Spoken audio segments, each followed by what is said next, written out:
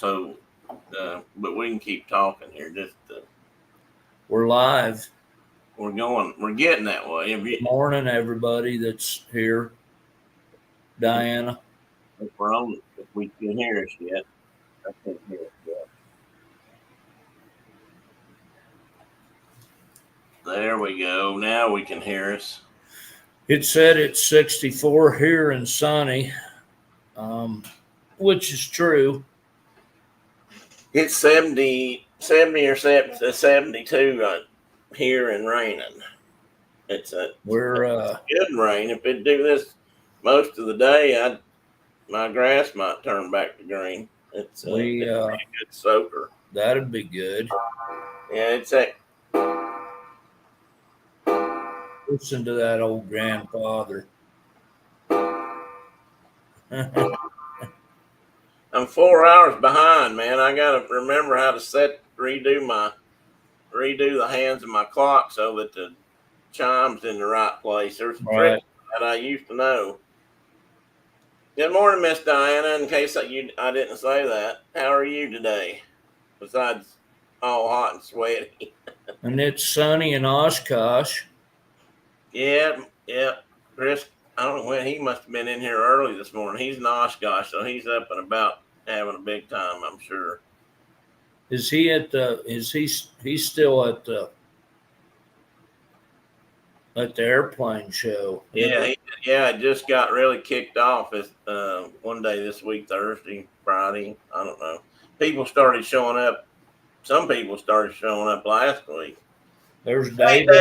Space Mountain Dave Contrell. How are you today, buddy? Good morning, sir. Might as well get a weather forecast from Florida. How hot is it down there today? It's probably godforsaken.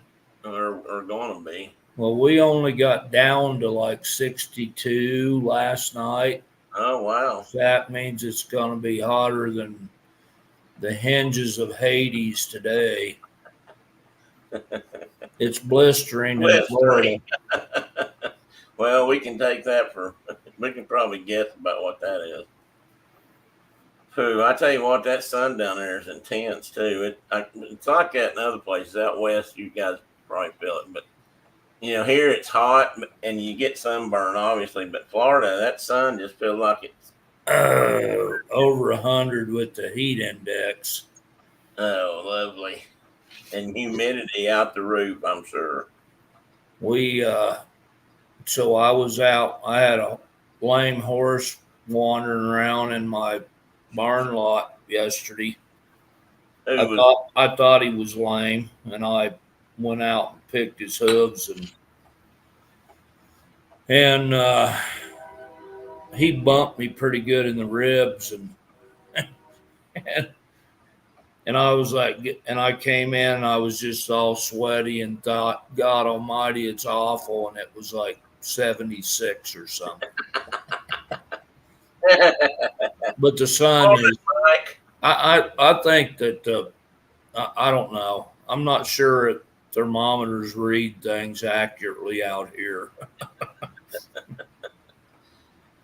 Yeah, Dave, I don't know what you guys would do without fans and air conditioner down there. Well, I'm doing pretty good this morning. I'm only hurting a little bit. Mark's hurting just a little bit. I did a commercial for Deep Blue Rub and the green, red, and white can bag bomb. That the Deep Blue takes all the moisture out of your hands, and the bag bomb puts it back in. So, because it's just lanolin. I mean, it's a lanolin petroleum, kind of like and created not for hands at all. No, but folks figured out that when they were treating chapped udders, that, man, that makes my hands feel pretty good. That's what I was thinking. And we use it on all the grandbabies when they have diaper rash or whatever. That's our go-to, and it works like a charm. So So remember, We're not folks, green, sponsored red, and by white. we're not sponsored by Bag Bomb, but No sponsorship, but no, or Deep Blue. I'm plugging them. How's Mike today? Well, there's Mike. Yeah, Mike's over there. He got here. By golly. He's even talking to his wife. Hello, Diana. Is it? Does he have a new Harley sitting out? I don't think so. He can't. Apparently his license won't let him have one yet. I don't think. They've actually got they've got a common sense law up there. I believe you got to start out on something smaller, which they ought to have here, but we don't. So he gets like a Honda 50 or something. I think he can go a little bit bigger than that, but I can see Mike on a Honda 50.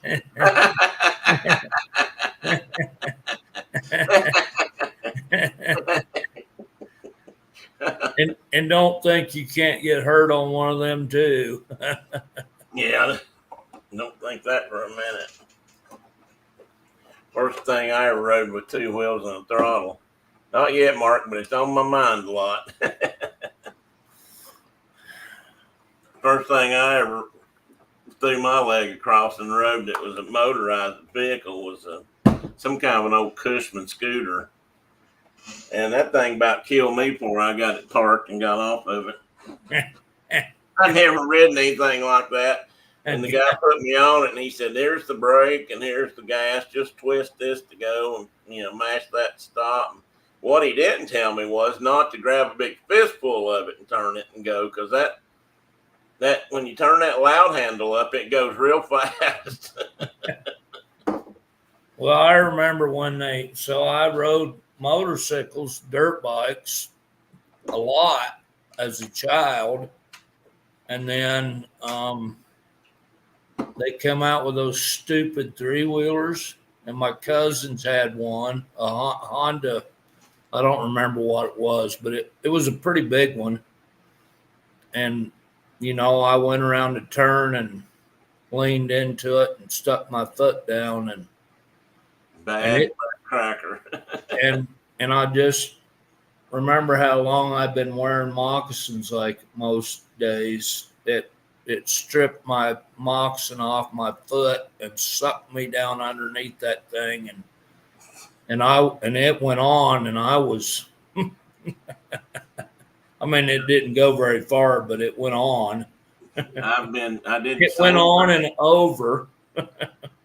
I did the same thing first time I ever got on one of those crazy things. And Brad and I were like coming down the highway one day on a dang dirt bike and with knobbies on, and it was pouring down the rain and we were trying to beat the rain and we went around a corner and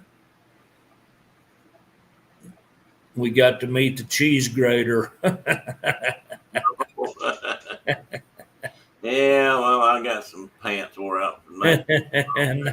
and it's like, okay, time to quit. Where'd you get those scars? Well, those can leave some nasty scars too. And the loudest sound in the world, other than picking a metal chip out of your eyeball, which I think you've had done too. Yes, I have. That's a pretty loud noise, and then picking gravel out of your backside, that's a pretty loud noise. Yeah, I used to work. Although castrating little hogs in a tin building, that's the loudest noise. Okay. That's probably doing anything to little hogs in a confined area has got to be the loudest noise in the world. All you got to do is touch them and they just scream. I used to work with a guy who had a wreck one time on a bike. I think it was a bike. It could have been a bicycle, but I think it was a motorcycle. And he said he got to the hospital and he had gravel all in his knees and hands and whatnot, He said they went in there, they started cleaning it up for him. And he said it's like they took a toothbrush and got in there and just scrubbed to get all them little bits out. And I think he complained, probably loudly. And they said, "That's the only way we can get that out of there, buddy. You should have thought that before." So, When Jack he, Purcell tried to cut my finger off with a chainsaw, oh, and they dumped that tobacco spit looking stuff, betadine or whatever it is, in there, and then went to scrubbing. no. and, and when the gal like looked in the wound and said, "Oh, it's full of wood chips," and I'm like, "I assume that's not good, is it?" And she goes, "Nope, this is gonna hurt." Not for you, it's not. Well, Dean he seemed to get a strange pleasure out of hurting it. If somebody got hurt at work and it got on, they got a nasty scrape or something at work, he'd like to, if he'd go up to the parts counter and ask for a Band-Aid or something, he'd say, "Well, what you got there?" And he said, "Let's clean that up a little bit." And Here's first thing Tylaid. Well, yeah, and then he brought out a brush and he'd scrub it, and you'd yank back and say, "Duh, what the hell are you doing?" And he said, "Well, got to get it clean." Good morning, Carol. I forgot I admit saw you and didn't say hi. Good morning, Carol. She's bragging. She's poor bragging there, just a poor mouthing or whatever, just a little bit today. She's saying, "Yeah, Dave left Michigan, and today it's 73 and sunny in Michigan, quite comfortable." And Dave says, "I hope it is in December." I wouldn't bet on that one.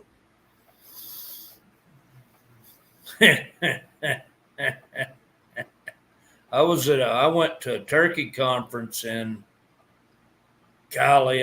It's in the lower peninsula, but on the west side. Traverse City, maybe? Maybe. I can't remember where it was held. And we wandered all over that country, and it was middle winter, and they get a fair amount of snow. Mm-hmm. Seen Dr. Pole drive through the snow. I was amazed that, and he's on the east side of the peninsula, and I was amazed that turkeys could even live in that country, but they did. What they do in the winter. I mean, I know how they get down a scratch, but I wonder how they. The snow was deep enough, I thought if they weren't being fed, they probably were having a hard go. I wondered, but yeah, that's a good point. They're only going to scratch through so much. Man, you're drinking that coffee and making me. I'm gonna have to go get me a cup here before we get you a cup. Before we get wait on you. Started. Hang on just a second. Do that, and I'll talk about something. I don't know what. Maybe I'll just converse with their friends. So Mike Diana told us that it's supposed to be hot and muggy up your way today. I would say something smart, Alec, like "Welcome to the South," but you are in you are more or less in southern Canada, though.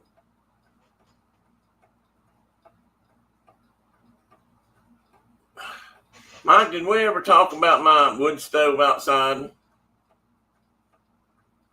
Yeah, I've got this big Heatmore stove outside, and I think you and I talked about how you see them up there a fair bit.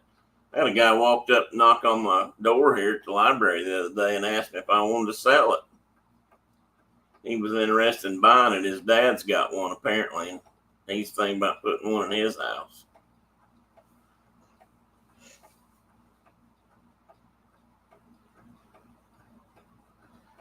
Yeah, it's raining, so I don't know if that makes it 100% here or what the humidity would be here, but the temp's way down. It's the lower 70s last time I looked. Oh, guys, and I'm sorry about yawning. I can't seem to stop yawning this morning. Apparently, I did not get enough sleep today, even though I thought I did. Well, no, I never really do, but I just saw Miss Sarah, the pilot. She's up in Oshkosh, too. I'll have to get Chris to go by and say hi. She's giving out stickers that say Sarah, the pilot on them. I told her I better get one of them stickers. She better not give them all away. Yes, you did mention that to me, that you were considering about selling the wood. Yeah, I'm thinking about selling it. I mean, guy wants to buy it. I'll probably end up selling it. The money for that could go a long way in doing other things. I'm sure, if he's willing to pay what I think it might be worth. I finally got a hold of somebody up in, I don't know if they were in Michigan or Wisconsin, but I think they were in Michigan. Anyway, they sell them. They're a dealer, distributor. I guess they're a dealer. Because she said she worked with a distributor in West Virginia, which is about the closest one to here, I found out. Well, a brand new one like I've got, Mike, not counting installation, and I think this includes the piping and the heat exchanger and all the stuff, you would need to set it up, put it in the ground or put it on the ground or whatever. Plus, you'd have to have somebody pour a pad for it and, put the piping in underground. So there's a little bit more. But she said right now, the one like I've got sells for $11,500. At least up where she's at. She said, now it could be different. She said, you see a lot of them up here. She said, I don't imagine you see that many down there. And I said, no, we don't even have any dealers. I did see I found a couple of people, one in mid North Carolina and one in Georgia down towards Atlanta in the mountains that sell them, but that's the closest two people I could find. And neither one of them had any prices on them. I mean, when I didn't call them, because when I looked them up, they were already closed. So I'm going to make the guy an offer and see what he says. And then he can price, then he can give me his counter offer and we'll get down and hunker a little bit. Drawing out there in the dirt with a stick. Yeah, what I was thinking, Mark, I got a couple of bare spots in my yard. I may clear one of them off like a leck. Just a hunkering spot. Like a leck. Get out there and that's be a spot for a man to draw. Lay some sticks there. Get to hunkering and palavering. Palavering and drawing stuff in the dirt and making deals. That's how you do it. You got to draw them down into the hunker, the full hunker. And a hunker is not a squat. Not a squat. Don't get mistaken about that, guys. Good morning, Kay. Good to see you. If you want humidity, I send Floridas to y'all. That's okay, Dave. You can. That's generous of you and all, but you can keep it. I think it's better off down there. We're real smoky right now. We got fires coming out west. Well, the whole state of Oregon's on fire. We told them nothing would grow there to begin with, and now it's just burning up. Now it's just burning up. So, and man, do we get it when Northern California or Oregon or Southern Washington have big fires? We get lots of smoke. Well, send some up to Canada because last year they sent a lot of theirs down this way. I remember that too. I mean, we should share and share alike, I think. I hope they're doing much better this year. Yeah, I do too. They burned a lot of ground last year, year before, whenever it was. And California had a good year last year because everything grew up. I mean, it was so wet out there that they didn't have a lot of fires last year. Yeah. This year it's picking back up again. Well, Oregon's just, and they've got so much. They've already had giant fires that created so much cheatgrass that. Oh yeah, I bet that stuff is fire dependent almost, and so. Yeah, Diane said they've got less fires this year. Well, Diana, you said that you're getting hotter and more humid every summer. And I hope that doesn't mean you got more bugs. well, now come on. Because you folks they've already got bugs. You folks have a fair number of bugs coming out of that muskeg and stuff up there, so. We've been close to Canada. Well, you might have been, but close to Canada, and we know how many bugs they had up there.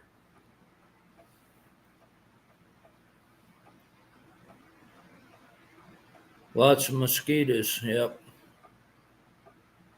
The ones we had troubles with were black flies, and Moose flies, we we call called them moose flies. They were like an oversized deer fly. them. Yeah, damn, those things could bite. And man, they'd fly in and like rip your shoulder off and fly away before you could smack him. And yeah. And Diana said, "Oh my God, the bugs." Mosquitoes are so bad, couldn't sit outside. Wow. And they were Well, supposed that's to they were supposed to spray down here, Diana, and I think they sprayed in town we got a big music festival happening in I bet they did. Kimmer, and they sprayed for that, but I'm not seeing much of a decline in mosquitoes out here where I'm at.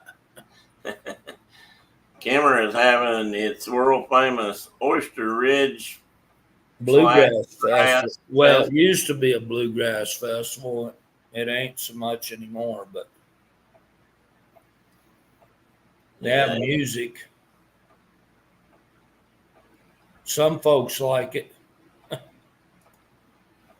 I'm pretty sure they're spraying, but not in our neighborhood. I don't think a bunch of tree huggers got us in.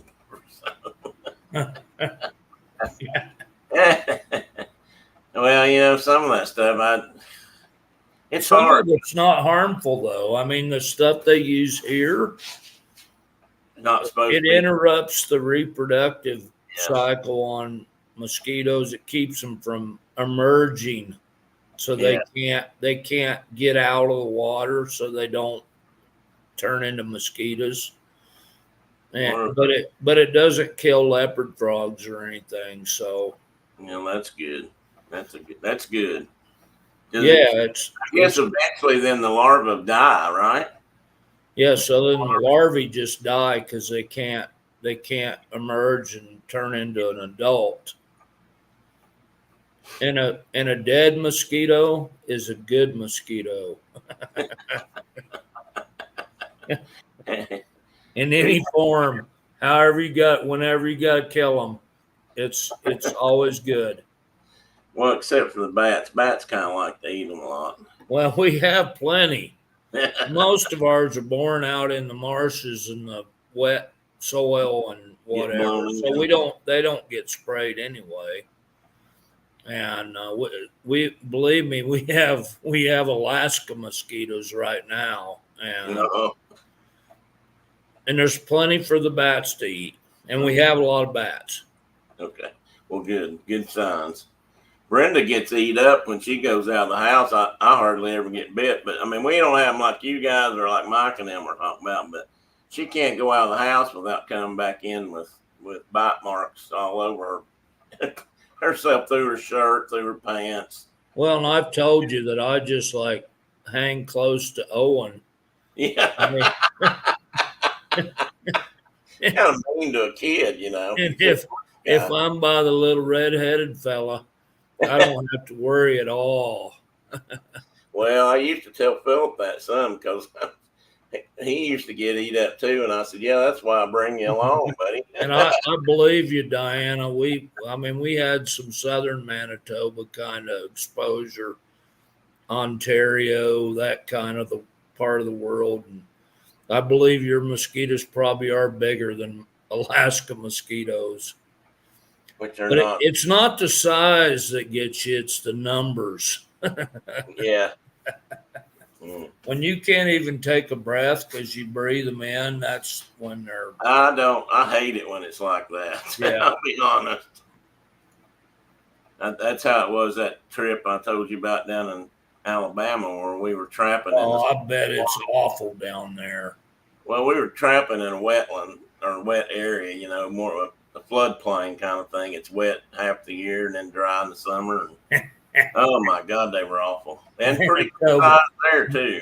Manitoba mosquitoes scare Alaska mosquitoes. And now you're just bragging. That's a heck of a thing to brag about. When you get your bike, your big boy bike, You should paint a big old Skeeter on the side of the tank.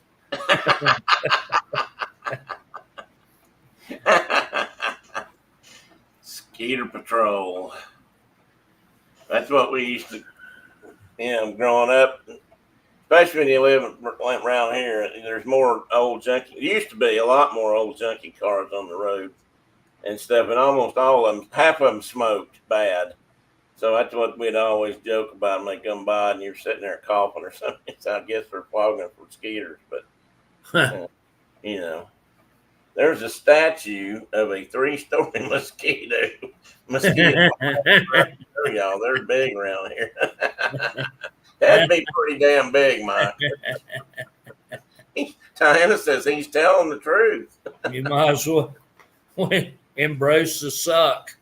Yeah, embrace the suck.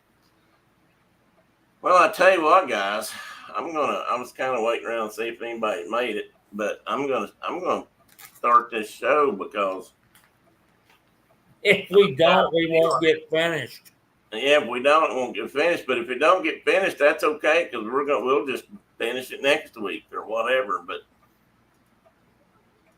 I started putting this together, and it's kind of like chewing a tough piece of meat. It just kept getting bigger and bigger. Well, we have covered the globe with that slide. Well. The most of it is, yeah. But I put that horn guinea in there because I don't know. I just thought I would. He's standing up there all proud. I just thought I'd put that in there. They should have named those rhino guineas, but yeah, because that thing on the top of his head is just like a piece of horn. Maybe they could start hunting those and taking the horns and using that instead of rhino horns. Mike says the statue scares people. And then he says there's a statue of a 4-story gold-eye catfish. Huh.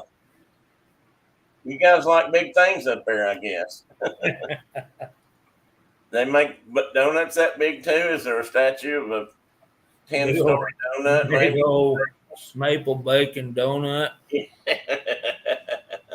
Man, that'd be I'd come for that Guinness World Record unveiling because that'd be a lot of eating there. So anyway, I'm going to start this, and we'll just because we're going to just kind of walk through it and talk about stuff, and I'm sure. Oh, I know who's missing. Tina's missing. Tina and Chuck. Does anybody know anything about them? Are they okay? Or I don't know if I've heard from Tina this week or not. Well, number one, I hope that they're okay.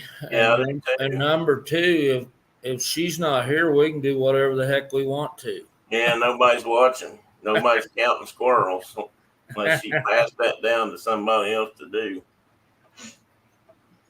I don't know. I'll have to drop her a line and see if they're okay up there. I hadn't heard anything. I don't think I've heard anything. Have you guys seen her on Instagram or anything like that or YouTube lately? I've cut you off. I've covered you up just for a minute. I'm just going to look, see if I've got anything that looks like a message.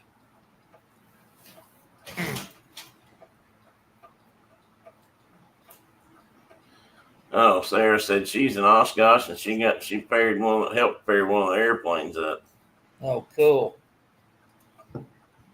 Oh shoot, Mike, I missed another call from you.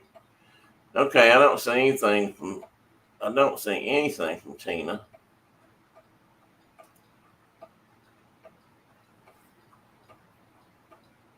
Nor do I see any comments. She usually has something to say.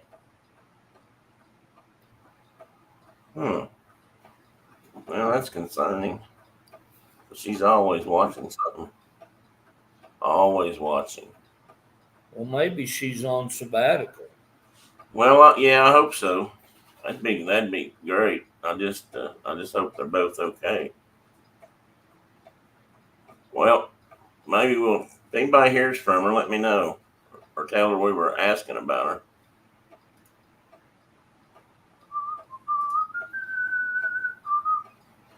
Okay. Okay. First slide. Let's see here. I got to make this thing work.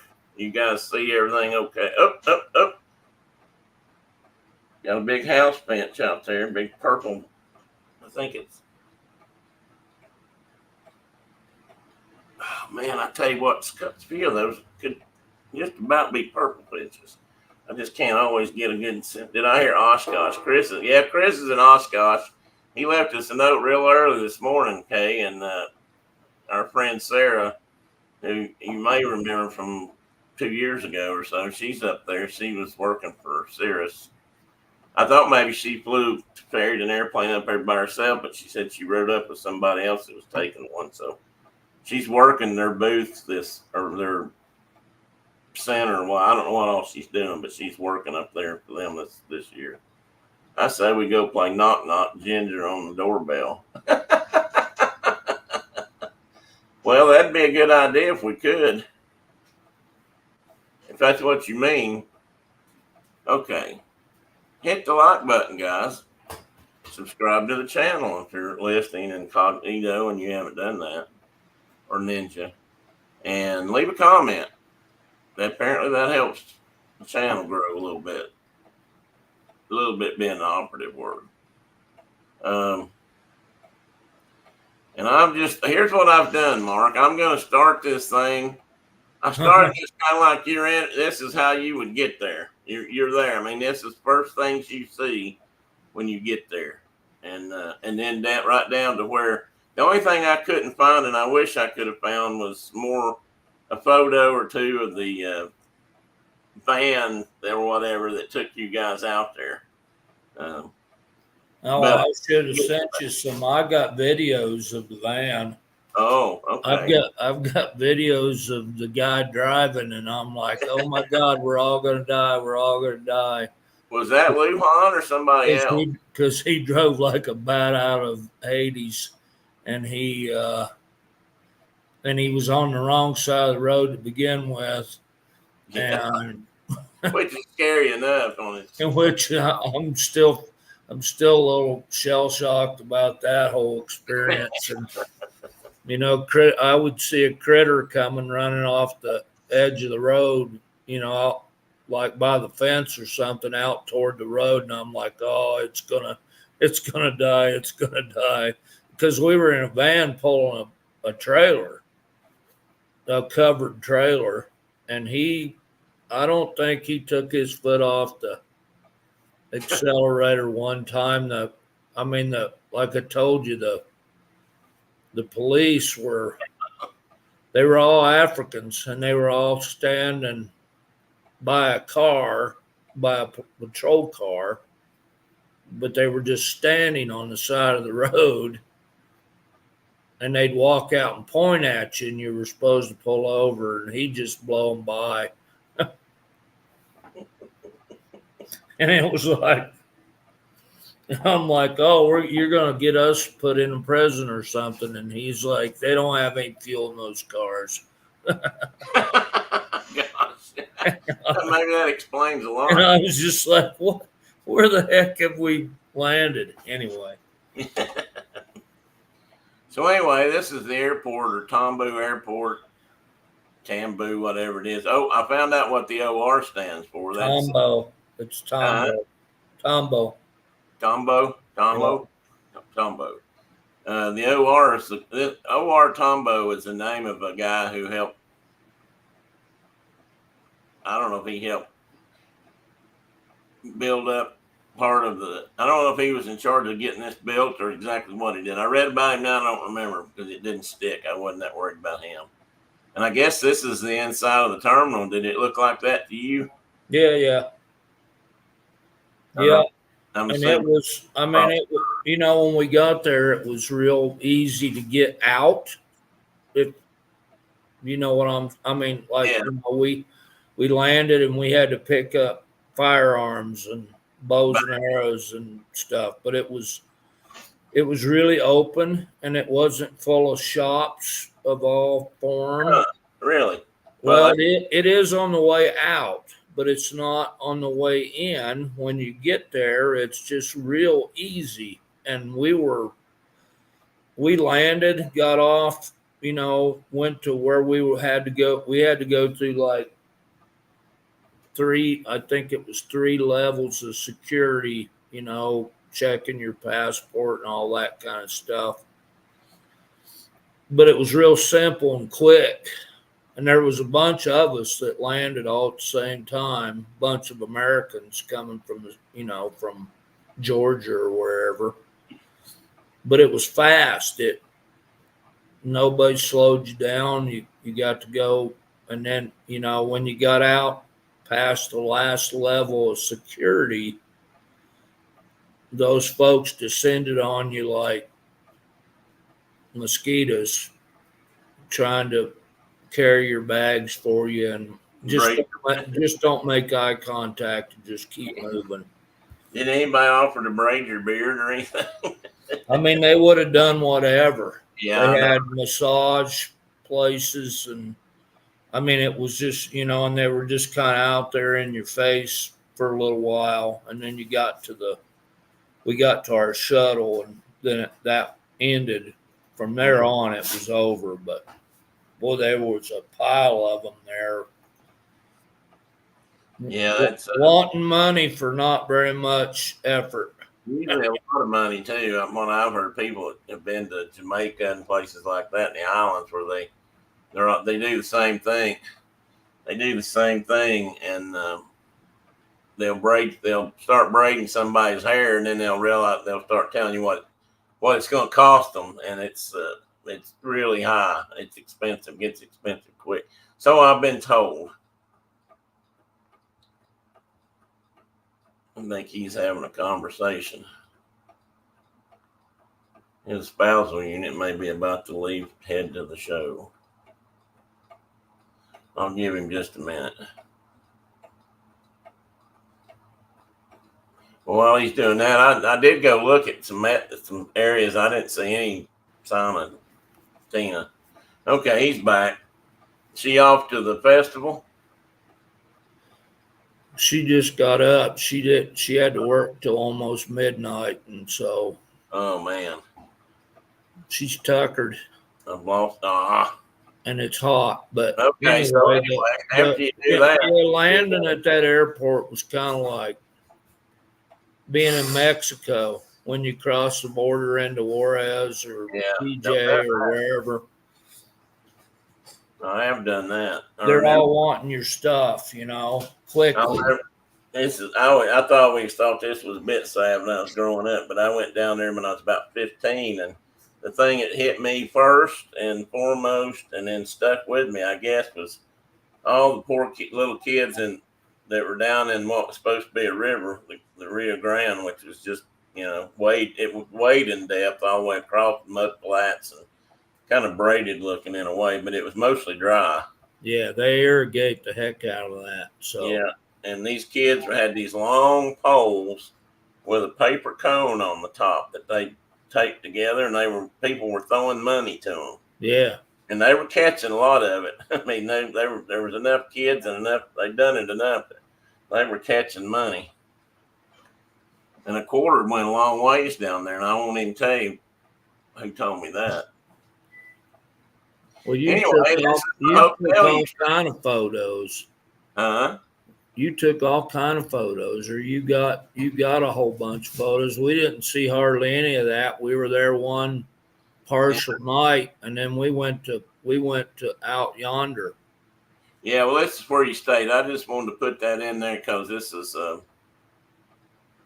I read who this is. I don't know if this was a Hilton or if this was they own this or actually own it, operate it, I believe.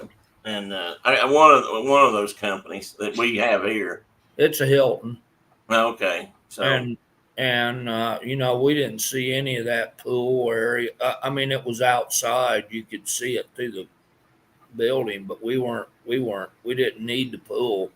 I didn't figure you did see it. Needed that. We needed Africa. Well, anyway, they treated us well there when we stopped there, and we got there late of an evening and ate some supper, and then got up real early and went to breakfast, and then got in a van and left. And then tell us about that a little bit before I go off this picture, because I think next picture is probably Stanley's place. But so how was that drive? I mean, that was about a 5-hour drive, wasn't it, from here to there, or from Yeah, it Joburg? was 5 hours from this spot to up to there. At a fast rate of speed, I might add. So it's a ways up. And so from Johannesburg to Polokwane was kind of on an interstate. It was a 4-lane highway, pretty Oh, well okay. maintained 4-lane highway. And that's where all the police officers would just stop randomly along the road and point at you and, like, whip it in here or whatever. And And he didn't. he's like, I don't have time for that. And, they were probably going to field strip the vehicle and and he just went on, and that it was just they didn't attempt pursuit or anything. And then Polokwane's I don't know, it's probably I don't know what the population is. It's probably 15,000-20,000 people. Yeah. And you turn off there and head to the northwest on a much smaller highway that had holes in it 4 or 5 feet deep in some cases. And he just zigzagged through those holes. And I mean, he drives that every week, like all the time. And because he's supporting all the PHs up in that north end of Africa, and bringing clients up, and once you get west of Polokwane, that's the only business there is other than raising cattle and some crops. Some crops, yeah. There's a lot of squash growing and melons and tomatoes, and all those farms just get eat up by critters. They grow a lot of corn. The baboons come in and grab, like, literally fill their arms up with corn cobs and walk out like a dude, Like folk. like folks. I've heard about that. I've heard about the baboons uh, doing that with gardens or with farms. That they have to try to And various ways. I don't know. we talked about baboon versus baboon, Well, and go ahead. they say baboon, You're right. and they live there, and it's their critter, and I figure they know how to say it. So say it So like it wasn't very many days I was calling them baboons instead of baboons. And anyway, how about the big tree, the moab, not the but moab. we got to get out of town, buddy. Yeah, let's You get need out to of leave town. town. All right, let's leave town. Well, this. I put this little map in here because I want, and this is obviously a straight line all the way up to where the camp is. So that's not correct. And this was about. I can't believe I didn't write down the mileage. So you can see Polokwane right there. Right here. Yeah. Okay. Yeah. So you went up this way then. So you go to Pretoria, and then you go straight to Polokwane, pretty much. And then you turn to the northwest and go, work your way up to here. Well, you go flatter than that to the west on pavement, and then you got to turn on a dirt road and go another 20 or 30 miles on the dirt road. Hey, Chris, good morning. How's Oshkosh treating you this morning? Take an Africa break just for a moment and say hi to Chris. I used to know a guy that goes over there. I don't know He's where all got to be having a good time. he should be. I bet he is. He sent. I saw a picture he posted yesterday. He said he started out yesterday at the museum. So, and there was some cool stuff there I'd like to see. Oh, buddy. Boudreaux Camel. What you doing? Which one you got there? Boudreaux. Boudreaux. So anyway, it was well, you said it's about a 5-hour trip. It could have been worse, I guess. And where you got that marker there for Stanley's place. Yeah. It's just like 10 miles or 12 miles up to the Botswana border there. That river to the north is the Limpopo, and that's the border between. Well, I was gonna say, yeah, that's the border, isn't it? Between Botswana and South Africa and Zimbabwe. Zimbabwe's to the northeast. Up here, yeah. And this is Botswana. And they do some guided trips there. They too. hunt all those countries. Oh, okay. They hunt Namibia. They hunt Botswana, Zimbabwe, Zambia, South Africa, of course, and they do trips all over from South Africa. Sunny and 71 in Oshkosh. The weather reports now around the country, folks. Brought to you by Bag Bomb and forget the green, white, and red can. Green, red, and white can. Bag Bomb. Bag Bomb. And Deep Blue. The blue and white. The blue and white squeeze tube. Anyway, because I didn't know the roads exactly, I just kind of drew a line. And I don't even know if this marker is exactly right, but I put in Stanley Petersay's hunting camp, and this is where it pointed me. And I think their name is on here. If you zoom real close in on Google Earth right there, I believe it's named. So they've made sure to get their name on Google Earth, or somebody has.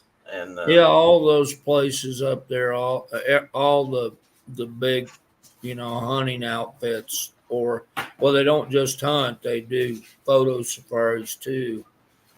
All of them have like their location. If you look at Google, if you zoom in close enough on Google Earth, you can find them all.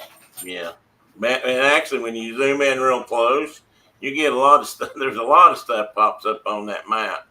And I actually apologize for the map I used because I meant to turn it off, but the purple looking sections, or whatever that color is, lavender, those are actually areas where they've had recent updates.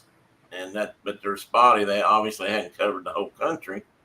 And I'm assuming most of that's probably done by aeroplane or satellite. And I meant to turn it off because it clutters up the map, but I forgot to, and so there you go. That's what you got. That's what happens when Tim makes a map sometimes. He forgets. I get too involved in everything else. I'm trying to look for things, and I keep having to remind myself, you just wanted to draw a line here and get a mileage. And I'm looking at countries, and I'm looking at towns, and I'm looking at game reserves and parks and just everything. So Penny. Anyway, there you were, and I believe my next picture is, I want to throw this in there because a bunch of these pictures are authentically old, and you can kind of see how people used to travel and do safari. And this one in the middle here is obviously a more modern photograph, but the rest of these, as far as I know, are old. And this is I apologize for this, but this is from another safari service. Been around since 1919, which is kind of cool in that regard. I got it. Huh? So what's the coolest thing you've seen so far, Chris.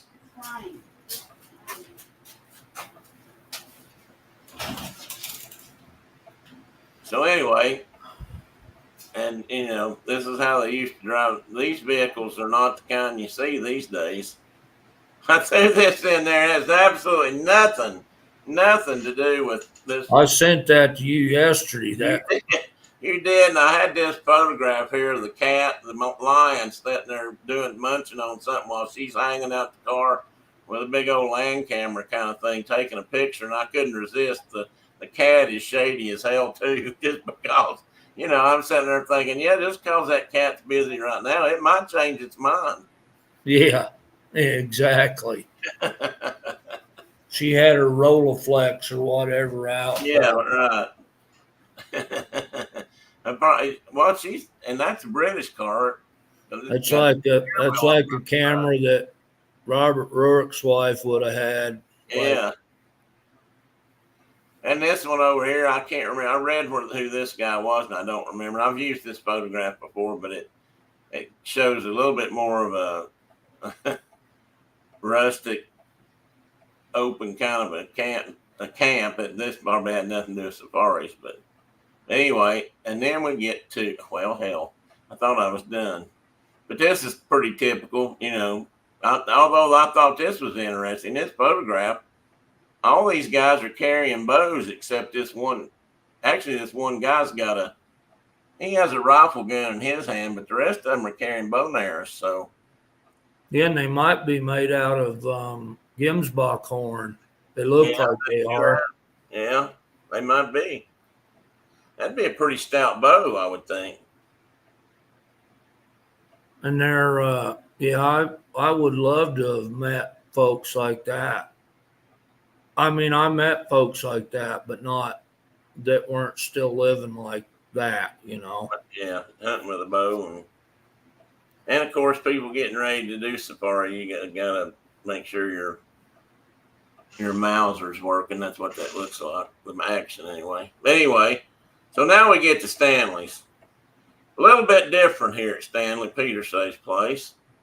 Just a tiny bit more upscale or up new, let's just say. So I'm gonna let you talk and tell us what these actually are. I've got this picture at the bottom these are from his website, and I don't know that this is the main front entrance to the lobby or whatever he calls it, but well, that's a building that's got a big indoor fire pit in it. So you could, if it was cool out, you could go in there and build a fire inside that building. It had a big and it had thousands of bats living up in the. Did it really? Up in the kind of in the chimney on the top of that building, there were thousands of bats. Small bats or great big bats or?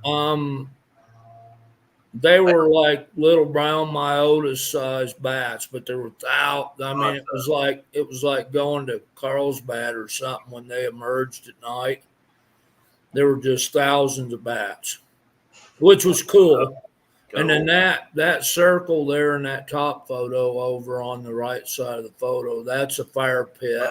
And that's where we spent almost every evening. There's a deck and stairs that go down to that fire pit, and you could look off. Right here, isn't it? Huh? That's a pool. Yeah, that was a pool. It's not a very big pool, but it's a pool. And then you could look off to so that photo's taken pretty much east, and you could look off into the property and see giraffes and whatnot from there. But there was always something in the yard, something mongoose. Oh, really? You can see that Impala there. There was always something in the. It's not really a fenced in area, but where all the huts and things where we stayed. Hang on a minute. I gotta put this up there. She's feel a little sorry for the woman with the camera risking her life and no social media to share it with. Her stupidity with. Good one, Carol. And I agree. C-17. That's a cool airplane. Chris, go. You get over there. Yeah, Mark's a big proponent. He's about taught me. If you got to sell a child or whatever, just get yourself over there. It's worth it. I should have thought of that when mine were still little. I don't think I'd get much for them now. Nobody'd want them. I thought I had a new bird out there, but it's a mockingbird. But it was like, this is in the middle of nowhere. There ain't any there. It's a long way to a town. It's from my standard, it's not in the middle of nowhere, but it's like 25 miles to the nearest store of any kind, and that's in a little town called All Days, and it ain't much, and it's it's a couple hours to Polokwane where there's an airport and hospital stuff. I guess you get bitten by a Mozambique spitting cobra at this spot. It's going to be a while till you see a doctor.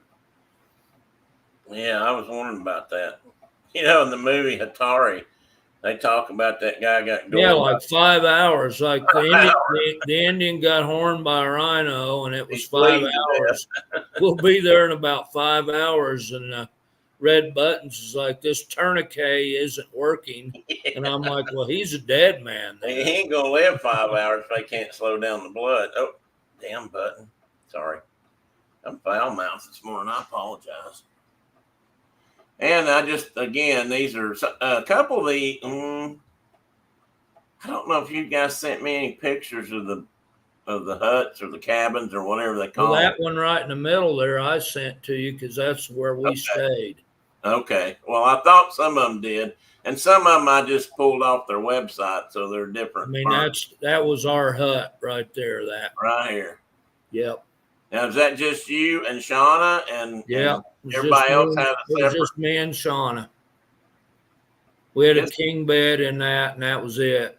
And I mean, it was just for a couple. Do you have umbogo over your head? We didn't. There were plenty of them around, though. Yeah. What about this top picture up here with the Impala in it again? Is that still out front or where we were before? Yeah, that's just in that same part of the world there. Okay. I thought this was pretty nice living for, Yeah, so if you look at that photo in the north, that one, the northeast corner. Well, we can call it that. I understand. That the furthest one away was the one we were in. Oh, okay. It's a neat looking place, I must say. Oh, I thought it was the most fantastic place I'd ever stayed. Is that those little barrel cactus? Are they native there? I don't know. They plant them all over that yard. They've got 100 times more than that there now. It's just that picture we were talking about in the upper right. There are so many more cactuses and trees growing there now. That I don't know when that photo was taken, but it's been a while. Well, you can kind of tell by looking at the one you took because there's more foliage and trees and stuff. And there were birds of all forms coming into that. I could just sit there on that porch and sharpen broadheads and watch birds, and it was cool. I'm laughing because I had my binoculars around my neck almost the whole time I was there. Still got the crease in your I'm laughing because you're sitting there sharpening arrowheads. What other people do when they sit out on the porch when they're out on vacation I don't know, but so you sitting there sharpening broadheads. I'd be right there with you, but it's so that corner right there behind that tree in the center photo, on the right side of the photo, the corner of the porch there, that was my spot. Oh, okay. And I because it was shady most of the time, and I could sit there with my bird book and my binoculars and sharpen broadheads and just enjoy the day. Middle of the day, we just come back to camp and hang out and then go out again in the afternoon. I'd say in the middle of the afternoon, it was blistering hot, wasn't it? It wasn't bad because it was their deepest, darkest winter. Yeah, it's winter. Okay. Which means that it's 50 at night and 80 in the daytime. It's like not summer. That bad. It's like summertime, hot summer in Wyoming. Yeah. Oh, let's see here. I was going to ask you another question. I don't remember what it was. Sure, it had something to do with this. You're still in town, man. You're still just doing town. Oh, no, I'm not in town. This is their camp. This is the camp. And here's the part of the Motley crew. Now, this is the guy you went with. That's Creekmore. Creekmore. Yep. Hey, Michelle, good morning. Welcome in. You did. We're talking about Africa again. But we're looking at Mark's pictures of Africa. So I'm headed down. We were, that's my wife, Shawna, and I, and my buddy, Terry Creekmore. And that's the Limpopo River in the background. Oh, okay. Back there. And that's looking into right at the corner of Zimbabwe and Botswana. So we're in South Africa and looking into those other two countries.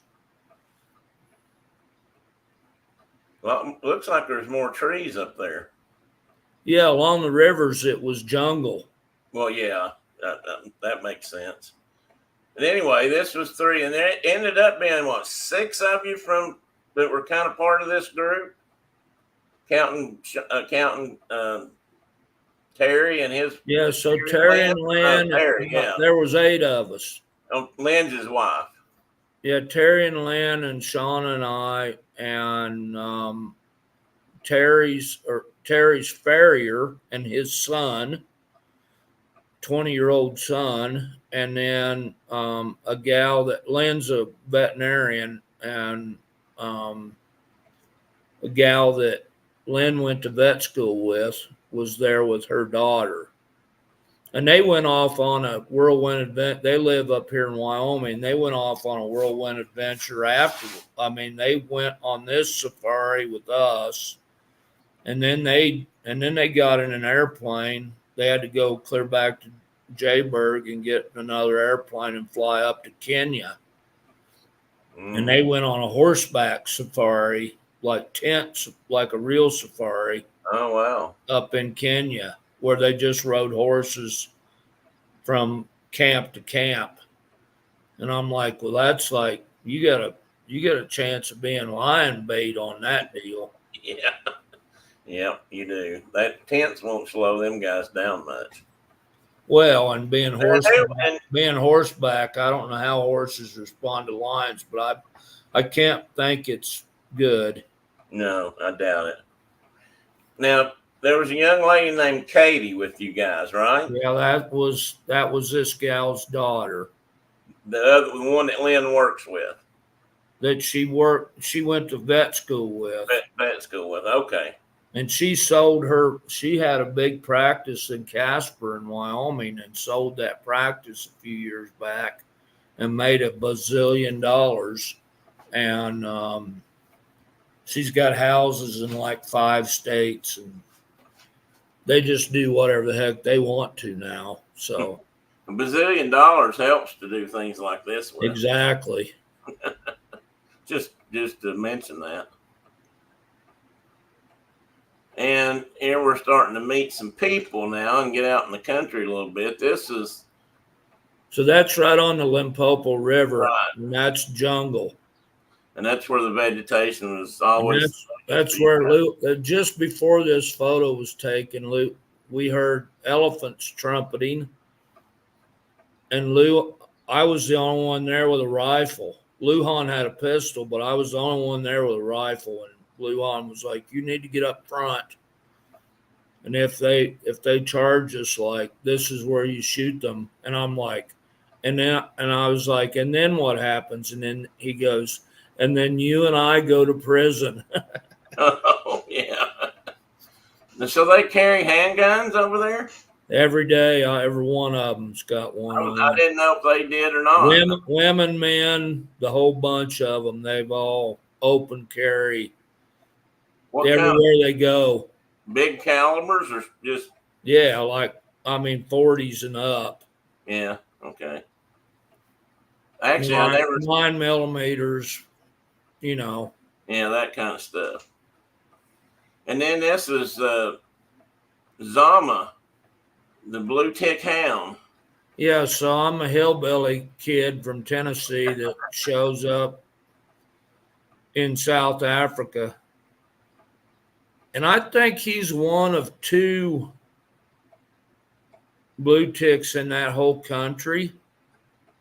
Lujan had a hard time kind of finding one, but he wanted him for a blood trailing dog. So he specifically went looking for a blue tick hound. Yeah, Or and hound. his lady friend, his girlfriend's got a Drothar, and then he wanted a hound to add to the string. Wait a minute, she's got a what?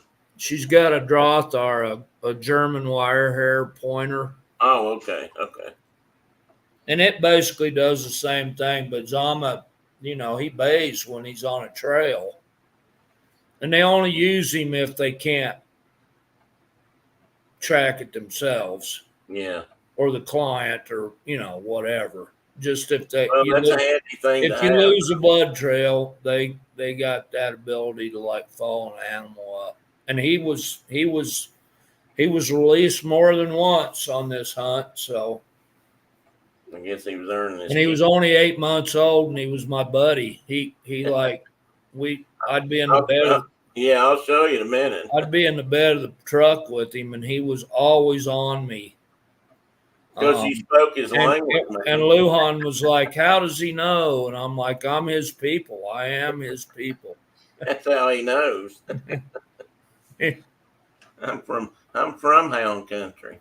I just sent Lujan a picture of a big litter of puppies yesterday. I just sent him, like, look here, what's just been getting ready to be for sale. What were they? Blue ticks? Blue ticks they were in eastern Kentucky. I wonder how much trouble that would be to import one from here. Well, it's difficult, but they do it all the time. They talked about they get a lot of German short hair pointers in, and they, you got to bring them in and quarantine them for a little while, and then they can be added to the population after that. But anyway, I used to know a guy when I was working. He was I'm sure he's long retired now, and I can't think of his name, but he was a TWRA, Tennessee Wildlife Resources Agency, manager of a large hunting area, or not a large hunting area, a large piece of their property and public land, whatever.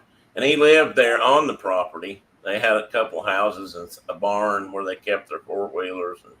And there was a TWRA forester, one of only a couple that TWRA actually has their forester positions. And then the rest of the guys were wildlife people.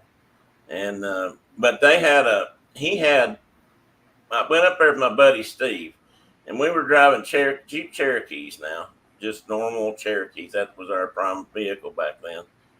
And he said, now when we get up there, he said, don't just jump, run, and get out of the car. He said, and you'll see why. And he said, just wait. And this guy had what he called African lion dogs. Don't know what part of Africa, but those things came out and walked up or ran up to our vehicle, and they stood. I'm sitting in the Jeep, and this dog's looking right at me like, what are you doing here? He's that hot. They were that big. They were big dogs. I never heard of them. Well, I can't find out anything about them, but he told us that's what they were. I believe him. I mean, I'm sure that that's what he bought, or they called them, but they were impressive dogs. Now, I don't know what they were. I'm pretty sure they were probably a mix of several different things to get that particular dog. Big head, big jaws, like a mastiff or something, but the bodies weren't quite that much. But they were husky. I mean, they were stout dogs, no doubt about it. I'm not kidding you. He looked right in the window. His head was, and he wasn't stretching or anything. He was just looking in. And guy came out and called him right up to the porch, and then we got out and everything was fine. But Steve said, I don't know if they'd hurt us. He said, but I don't want to take no chances. I said, well, I appreciate the warning. Anyway, no, that's a squirrel. Tina was here. So Lujan, the kid he's 23-year-old Man. hard man. And this old fat 60-year-old man had to keep up with him, and he was a lot taller than me, long-legged, and it was what he does for a living. I mean, he keeps it burned off. He was extremely fit, and we had a lot of fun together. But so the elephant deal. He's like you put it right between his eyes at the top of his trunk and pull the trigger, and then we go to prison, and we were moving our way forward toward where they had trumpeted. And we never did see them. We were following their tracks. We weren't following their tracks. We were on their tracks as we were going. And I think that would be about 20, 25 yards a little further. We were right on the bank of the river, sort of. We were on a bench above the actual bank of the river, but it was full of that kind of vegetation there, that palm fronds and thorn scrub and thick reeds, and you couldn't see the ground. And all of a sudden something like makes a big old racket in the reeds, and then I hear it hit the water. What that was. I looked down just fast enough just to see like the very last part of a big old lizard slide into the river. and we couldn't see the river itself at all because there was so much vegetation. And I looked at Lujan. He goes, "Yeah, that was a crocodile." Well, there you go. Which is the only one it was, the weather was cool and we just didn't see them when we were over there, but they were there. They had lots of 15 to 18 footers, he was telling me. So, wow. Yeah. Jiminy.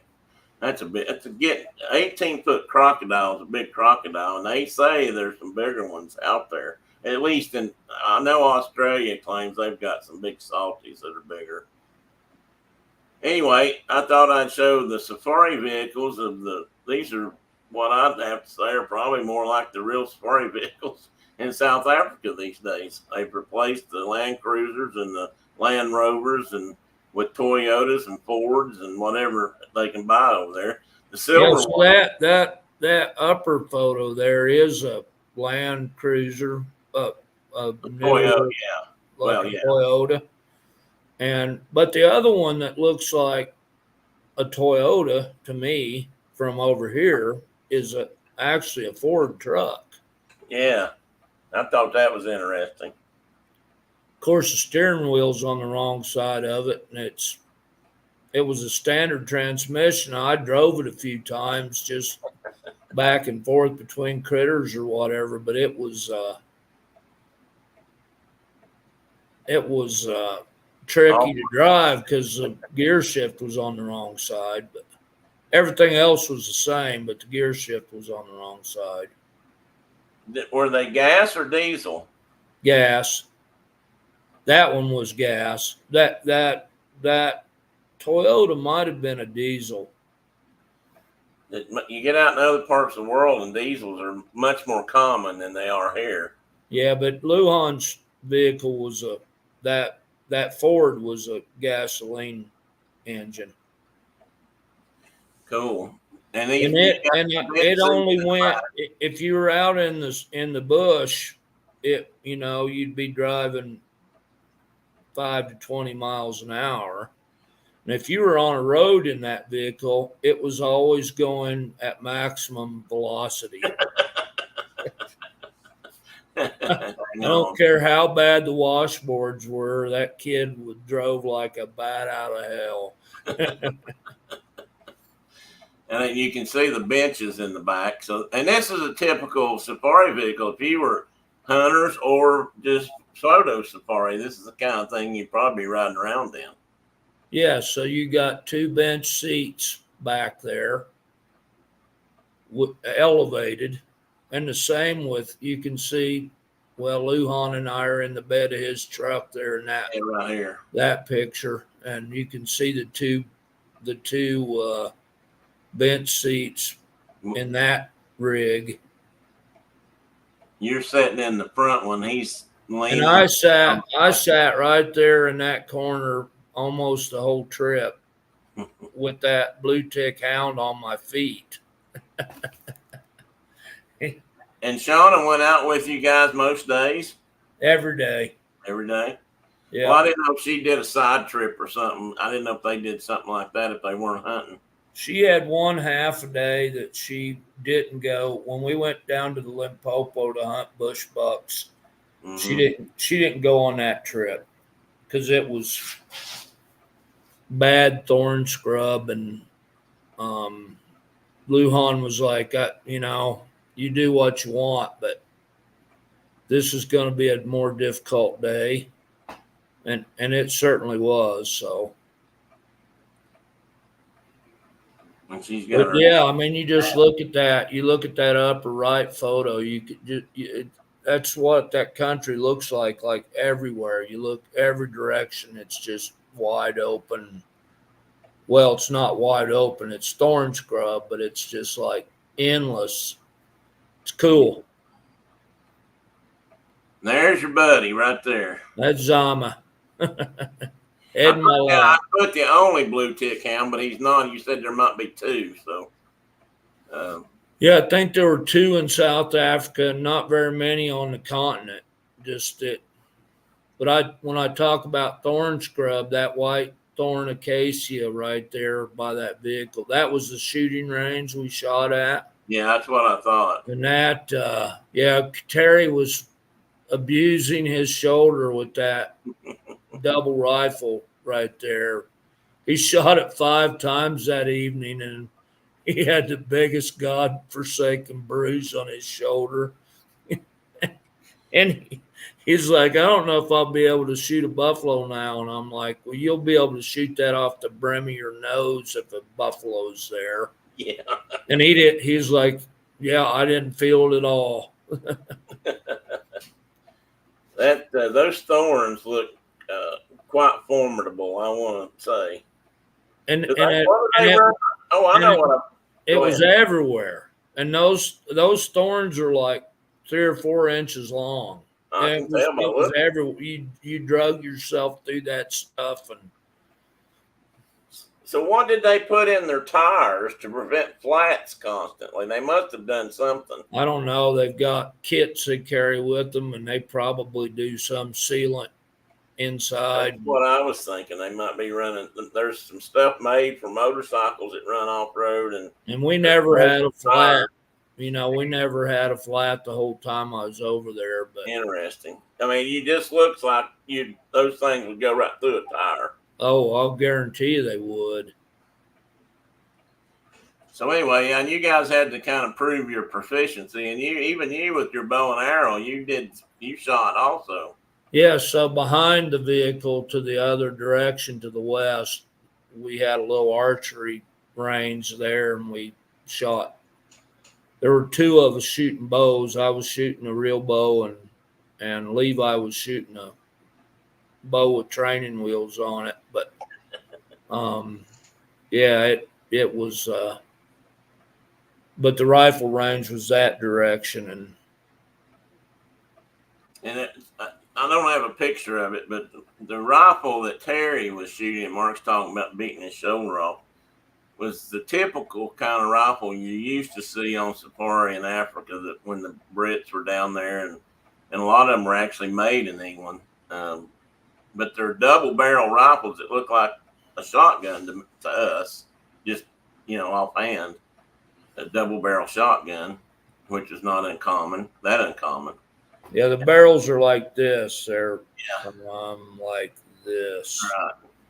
And over and under the barrels are like this. And they make rifles that way too, right? But not the big ones. But these big ones he's talking about, this is a 1/2 inch diameter bullet. So we're talking about, I don't know, was his a 500 Nitro Express? Yeah. And this is a carryover from the days of, I guess, black powder in early safari days when they came up with these big caliber rifles to stop big game over there and charging elephants or charging whatever, and lions, for example. But they're big. I mean, they're big calibers, and they are brutal on your shoulder. I mean, you don't have anything to take up the impact when that round goes off. Now, they also use a lot of bolt action rifles of fairly stout calibers, but yours was the one they loaned you was what I'd consider a kind of a medium caliber, especially the little compared to a 500 Nitro. But I think there's probably a lot of bolt actions there now that are. Well, I was hunting smaller creatures. Right.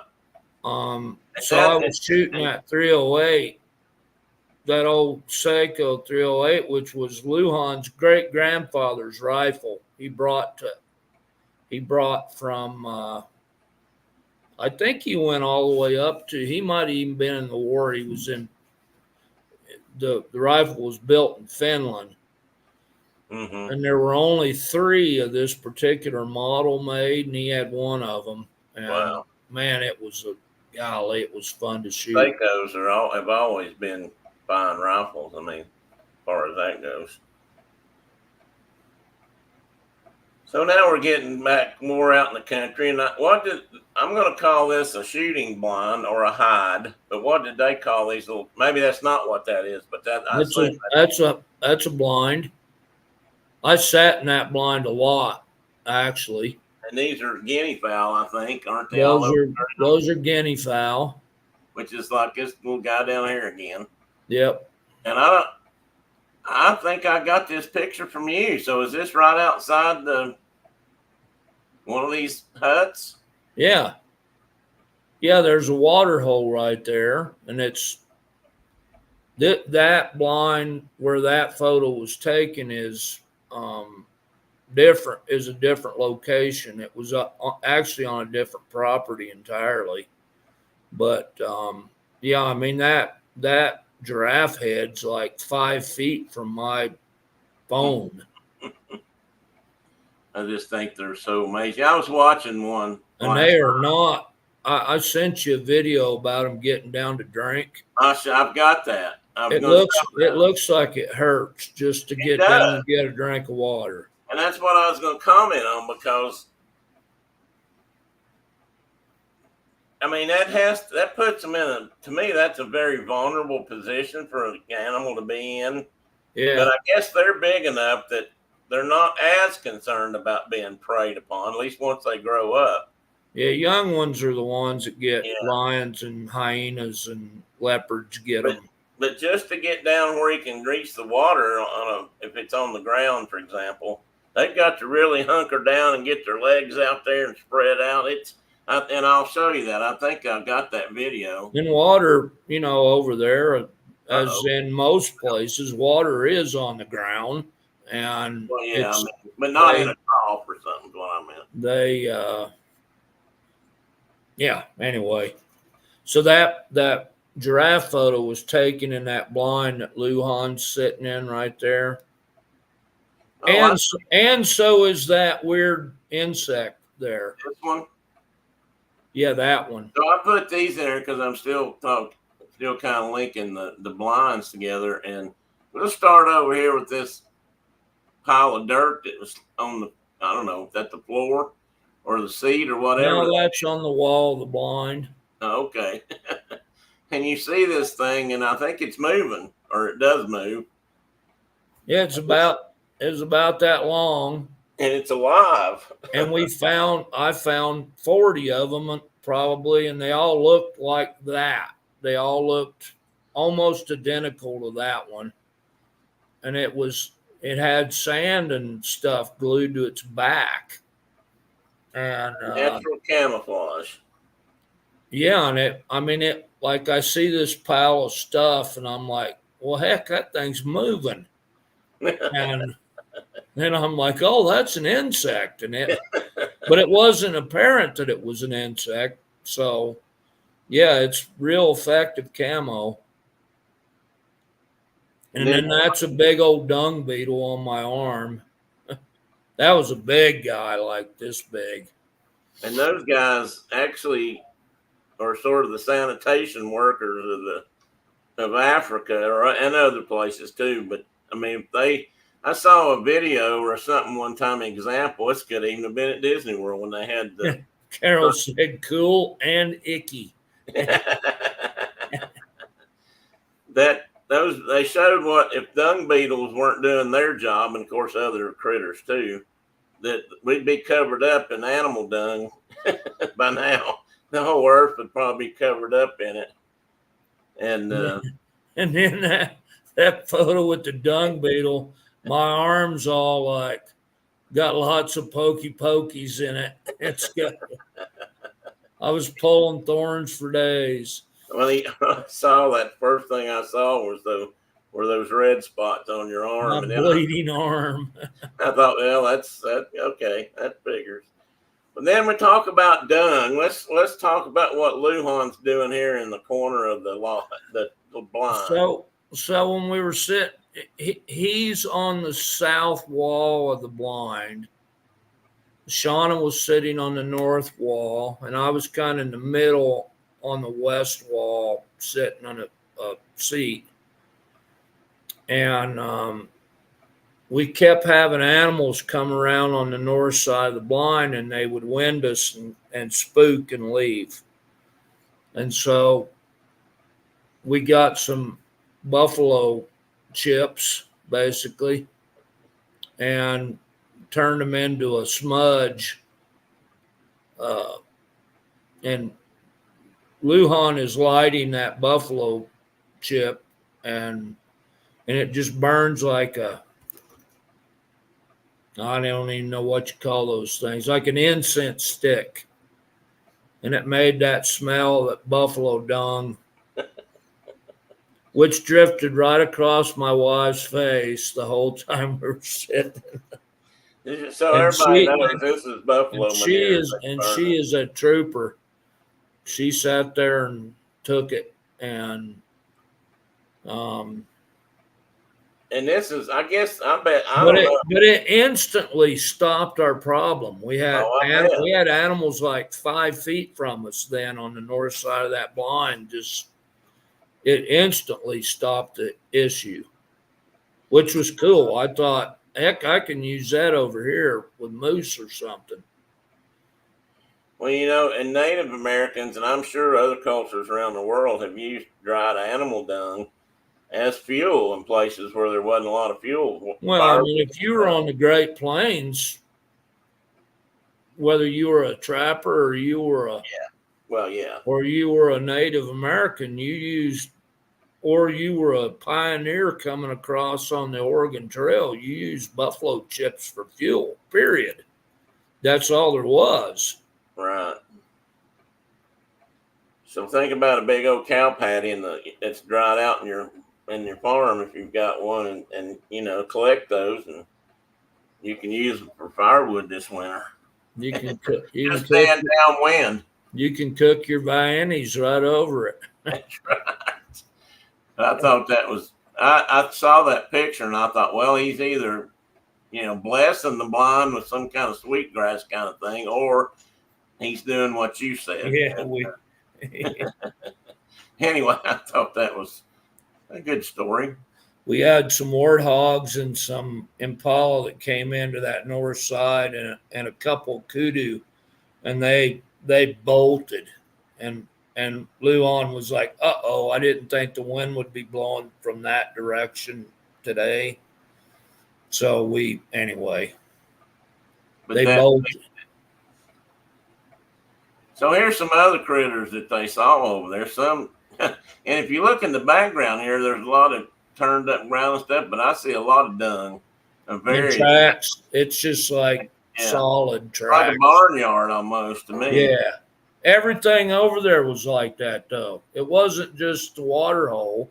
Yeah, Everywhere you went, it was just tracks and droppings, and it was insane. I was like, how many animals, and it doesn't look like it would support that many, but yeah. it does. Well, they're all adapted to it though.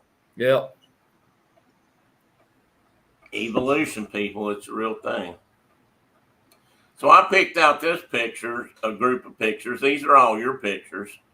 And you got, is this a Mediterranean, did you say, or something else? No, I haven't found the species, but Oh, okay. But that's a it's 3-4 times bigger than a Mediterranean. I mean that lizard's that long. oh, wow.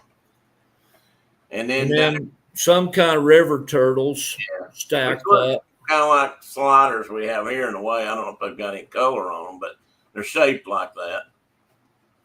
And then over here in the middle, we got, what do you call these? No birds or go birds? They're Or go away birds. go away birds, yeah. And that's their official name, go away bird. And that's what they say. They come flying in around you, kind of like a blue jay would do here, or a magpie, and alert everything else that there's trouble, and they just Somebody's make there. this away.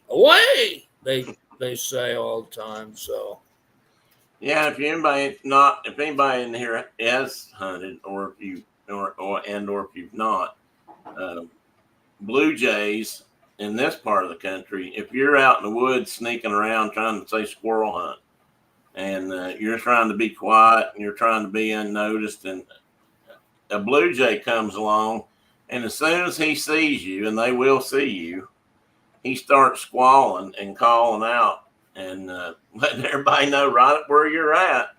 So everybody know, they make sure they know, and these birds kind of do the same thing. And out where Mark's at, it's mostly magpies that do this.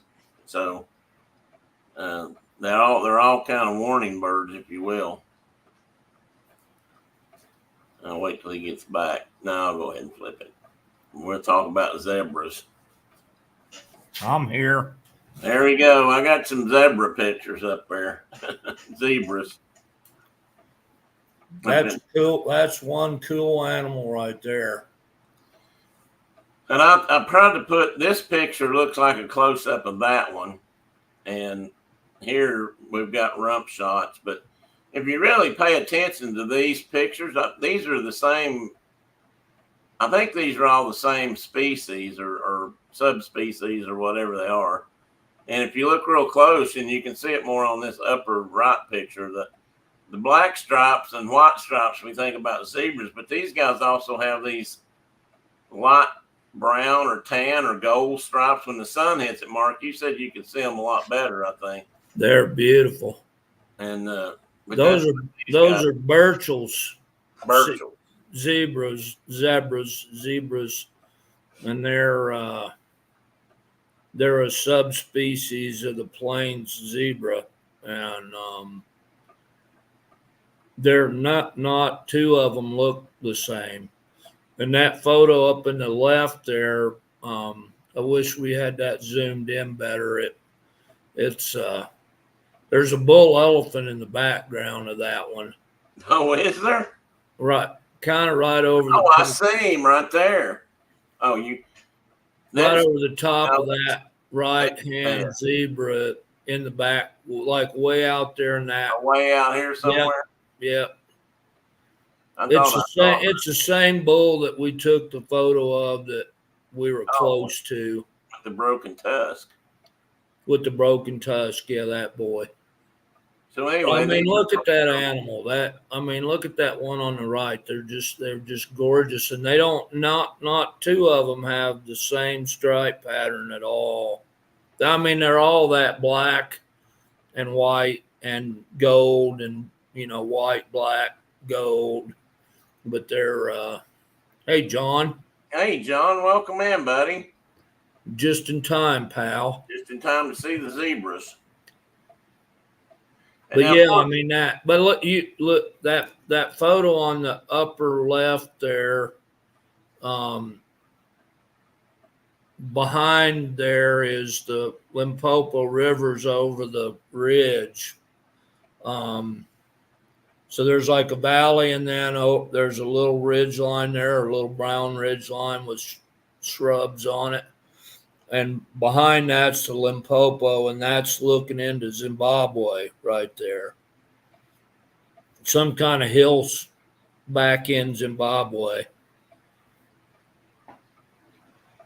And I didn't look it up, and I'm sure you haven't, but the population of zebras over there is pretty big, isn't it? I mean, this species is huge. There's a gazillion of them. And here's this subspecies. And just for the record, I mean, just like most critters over there, these have been and are still. Well, I'll have to correct myself in a moment, but these were all native foods. I mean, they ate these critters to stay alive. They hunted and ate them, whether they be impalas or kudu or zebras, and they still do. And there is some hunting of zebras that.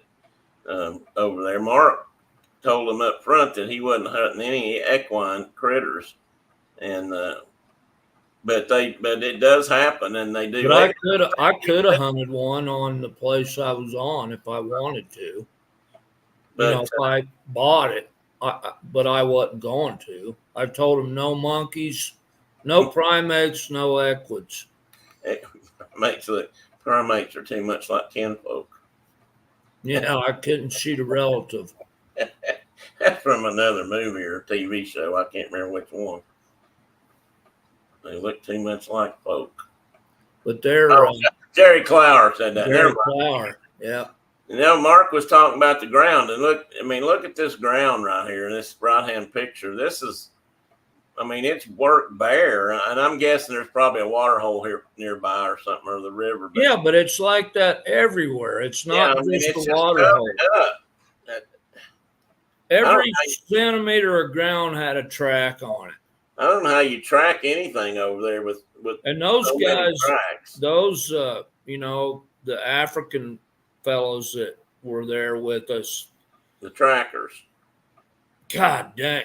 Well, the PHs are pretty good trackers too, but the black guys that hunted with us that were great human beings, I had more fun with them than anybody. Golly, they'd get going, and it was like, I'm like, hold on, what are you looking at? We'd be tracking an animal, and I'm like, I don't even see what you're seeing for sign that you're saying this is my animal. But it was. That's amazing. and every one of them I saw, it was interesting to me. It was a posture that they would get into. They'd kind of hunker down just a little bit, and they'd put usually their right hand out like a full palm hand like that, and they'd point at where they were going, and the other hand would be tucked behind them, and they'd just point, and I'm just like, what's that for? But I saw like three of them do the exact same, and maybe it was just because they always hunted together, but could be. Anyway, those are sable antelope with that buffalo. Some cows and calves. Carol said she didn't. I guess we're talking back to the zebras a minute, but she said don't look like they blend in, but these photos show that they do. If you look closely, Carol. No, I sent you some photos that show them really blending in. Yeah, there's a theme over there with almost all the animals, the prey animals, and that's stripes. I mean, obviously giraffes don't have stripes, and there's a few other ones that don't have stripes, but like the buffalo, for example. But I'm not sure not much wants to bother fool with them anyway, unless he's dead or dying or very small. But they have vertical stripes, and they blend in with the background. I mean, almost perfectly. And when you look at a picture, that's obvious. There stands an eland or something. But when you actually stand there on the ground and you're looking for them, and they're in that brush, they just disappear. And it's such an amazing thing how camouflage works and natural camouflage works. And these are, before I change this picture, these are sable, are they not? One of the sable species or not? Or is this an oryx or something that's with the buffalo? No, that's the sable. Those are sable cows. Okay, that's what I thought. Am I muted? No, I can hear you now. Well, I already said that once. Those are sable cows and calves. Oh, well, I didn't even see the calf. Now I do.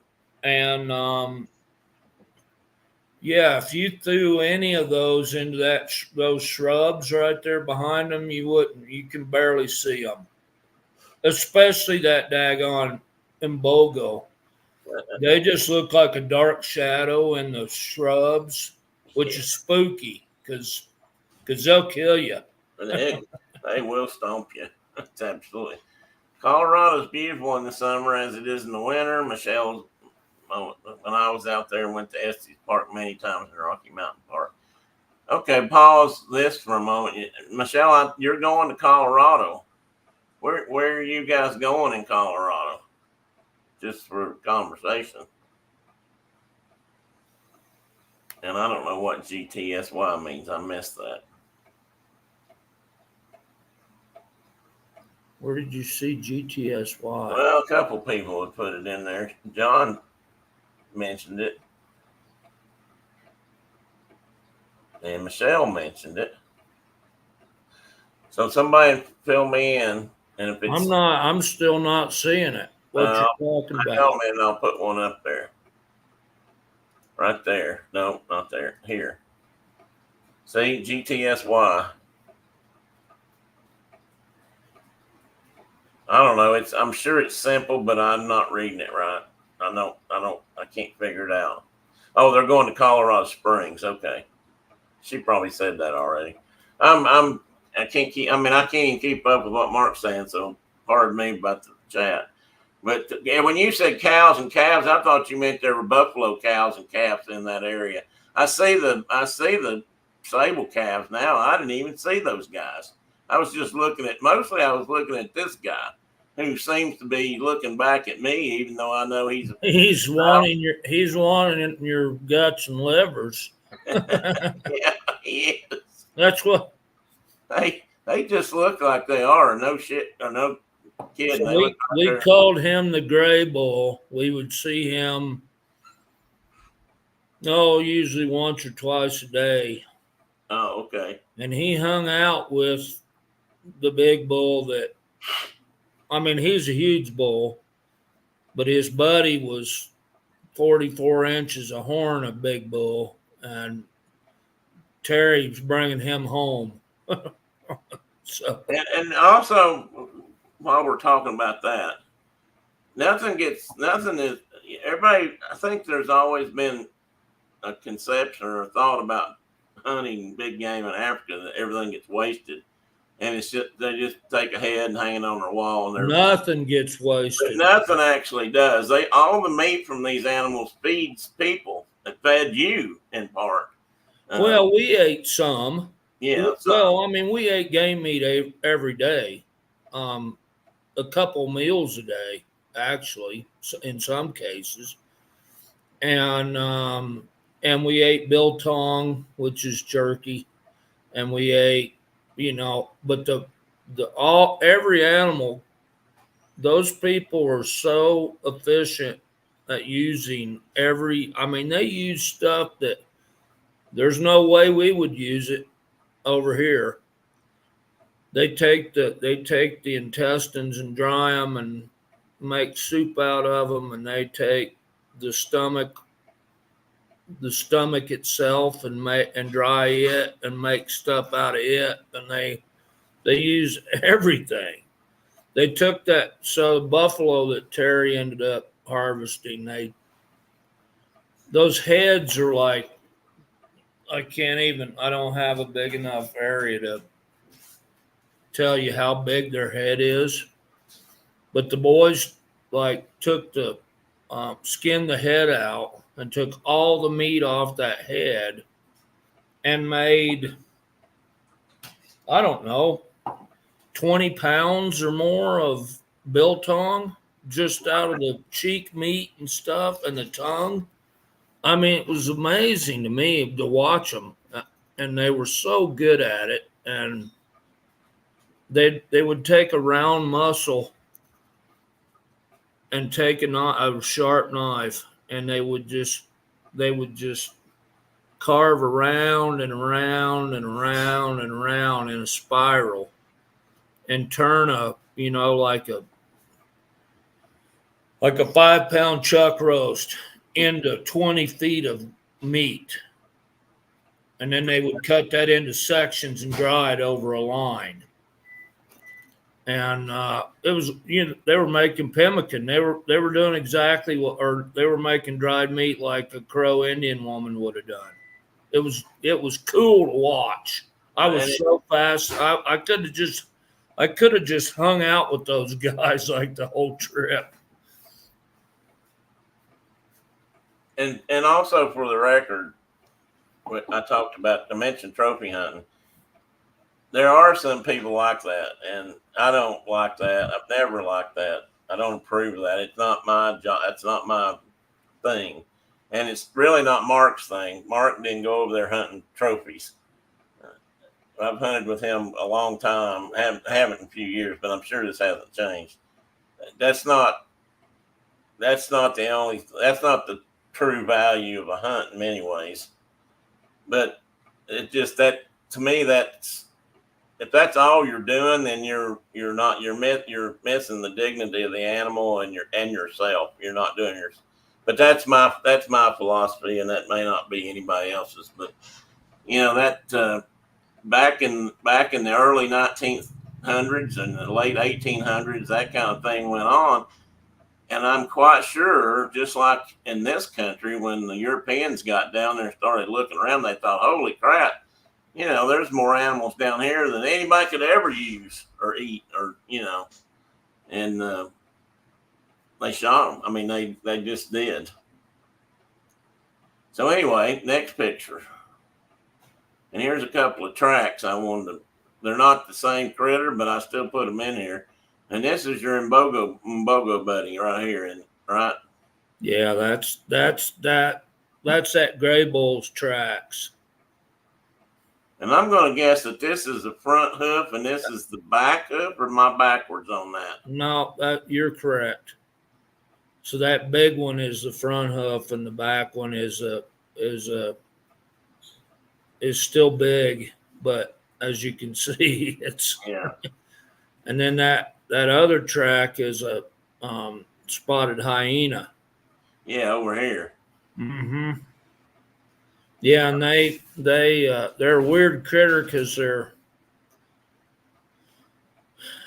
if you look at the back pad on a cat, whether it be Teddy or it's a lion, all of them, if it's a feline, they've all got that 3 lobes. All of them have 3 lobes in the back of that back pad.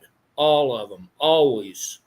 You can always tell cats. People used to call me and say they had a lion in their yard, a mountain lion in their yard, and it'd be a big old yellow Labrador that had crossed through their yard and left tracks. Which doesn't have the same kind of track. That's what. And they have big round tracks, Yeah. But cats are cats always, all species of feline have 3 lobes in the back, and dogs or canids have 2 lobes in the back. Always. And hyenas are not canids. They're actually more closely related to cats than they are to dogs, and they're in that feliform category. And their back pad is just kind of messed up. It kind of sort of looks like it's got 3 lobes, and it really doesn't If have they're three in a lobes. line, if it did. And you know they're just an oddball that lives out there, but they're great big old things. And I'm sure a lot of people. Hey, sorry, Michelle. Glad you got to stop by. Have a good day. Say hi to the kids. All cats are the same, no matter what size. That's right, Kenny. That's the whole point. And I would have thought. I probably all my life I just assumed that. Oh, forgot my knife. I just assumed that hyenas were a dog species of some sort of canid, and I've learned a long time ago that they're not, but I didn't realize that they were related somewhat to cats at some level. And but they're really another unique animal that's not really like much of anything. It's sort of on its own, but it is related enough that you can chase. It's not like our antelope here, which kind of is an animal all to itself, or pronghorn, excuse me. But anyway, that's a Yeah, hyena. That's a mbogo tracker, a bull Cape buffalo. so the weird thing about cats, felids, is that every one of them is able to interbreed with every other one. So Teddy, you know, if he was still packing, he could breed a female lion, literally, Yeah. and produce offspring. And so yeah, cats are just kind of a weird deal compared to a lot of the animal kingdom. So we might get a lion that had a gray and white face like that. I mean, that's where they got ligers and all those kind of hybrid things, that they build. It's humans causing it. It's not. Yeah. It doesn't happen in the wild. There's social issues that occur between cats that don't allow them to interbreed. A leopard and a lion can interbreed, But they don't get but along. the lion's going to eat the leopard, Yeah. and So that's just how it is in their world. that's just how it is. Okay, now we're moving on to a little bit different kind of critter, but these are comments about feathered creatures.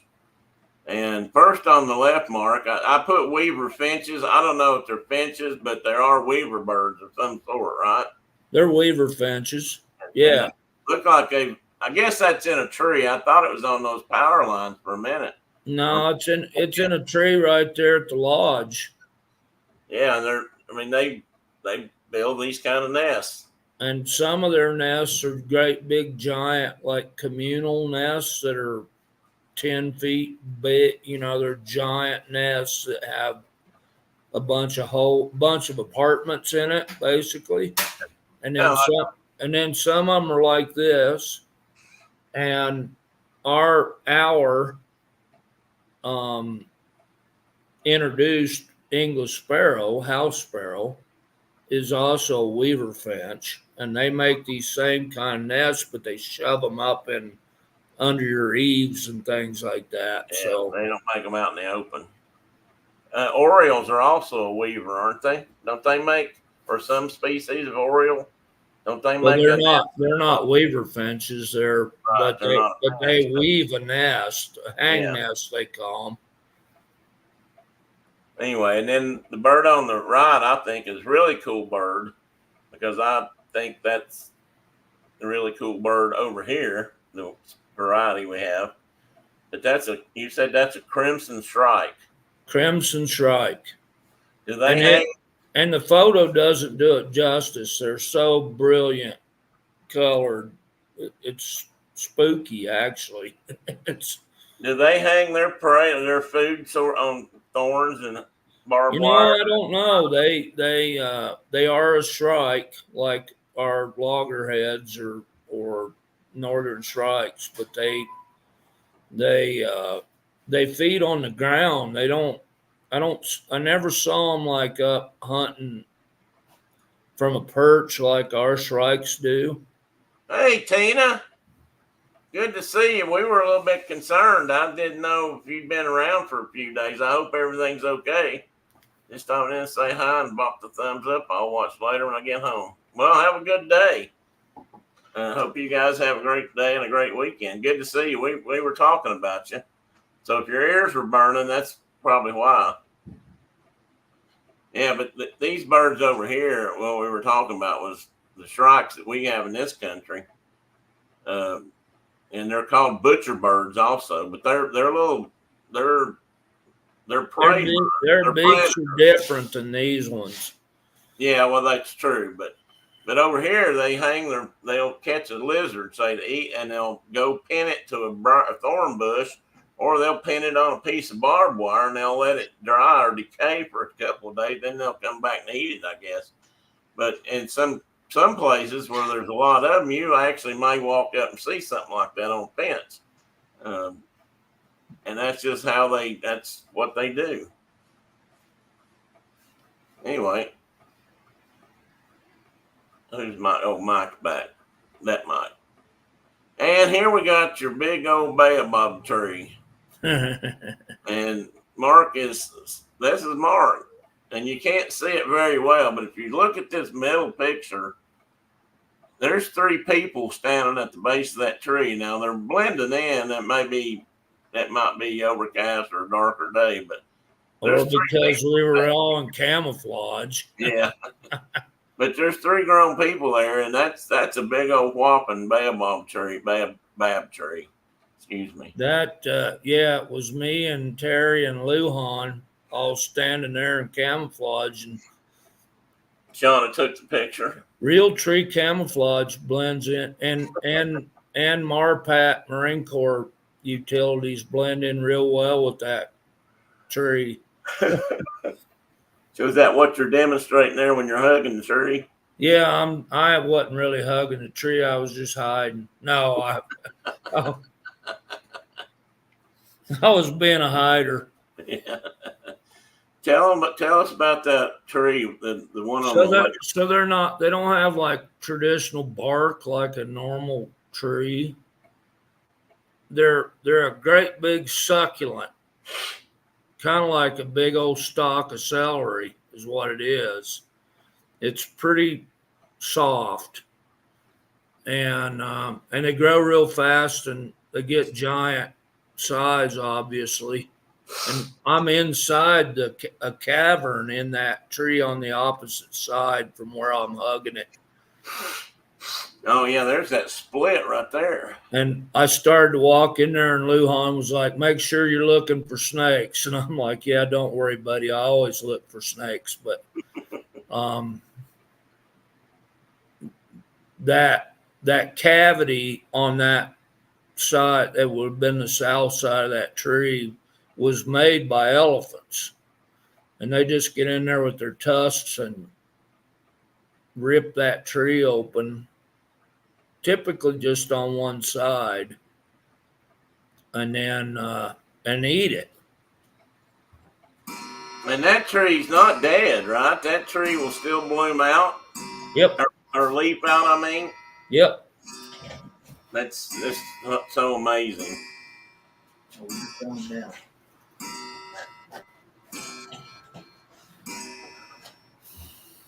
That was a cool tree. Is that the same tree hugger that's protecting the Manitoba mosquitoes? I don't know. You'll have to ask Mike or Diana about that. See if they respond. Could be. Every time I've ever found a giant tree and there was a camera available, I was hugging on it just because. The side note, chase the squirrel of sorts. When they built the Animal Kingdom Park at Disney World in Florida, they actually tried to grow real baobab trees down there. And and they worked real hard at it, and they had some living trees that were pretty good size, but it's too wet. They just couldn't keep them alive. I probably got root rot or some version of that because the ground's just too wet. There's too much moisture down there, and they just didn't do well. So I think now all the ones that are down there are probably artificial. And I don't know that the snags may still be there, but the trees didn't live. What are you laughing about now? Kay talking about me being a tree hugger. I love trees. I love big old trees. They and if you look above my head there, you can see there's a split that goes into that cavern. Mm-hmm. And then when I'm in the cavern, you can see that same split. Yeah, over here. Yeah. I was wondering about something else. Could you live inside of this thing, or would something would it be too? I mean, you could obviously use it for shelter temporarily, but you could hang out in there. You could probably live in that thing your whole life, but it probably wouldn't last long enough.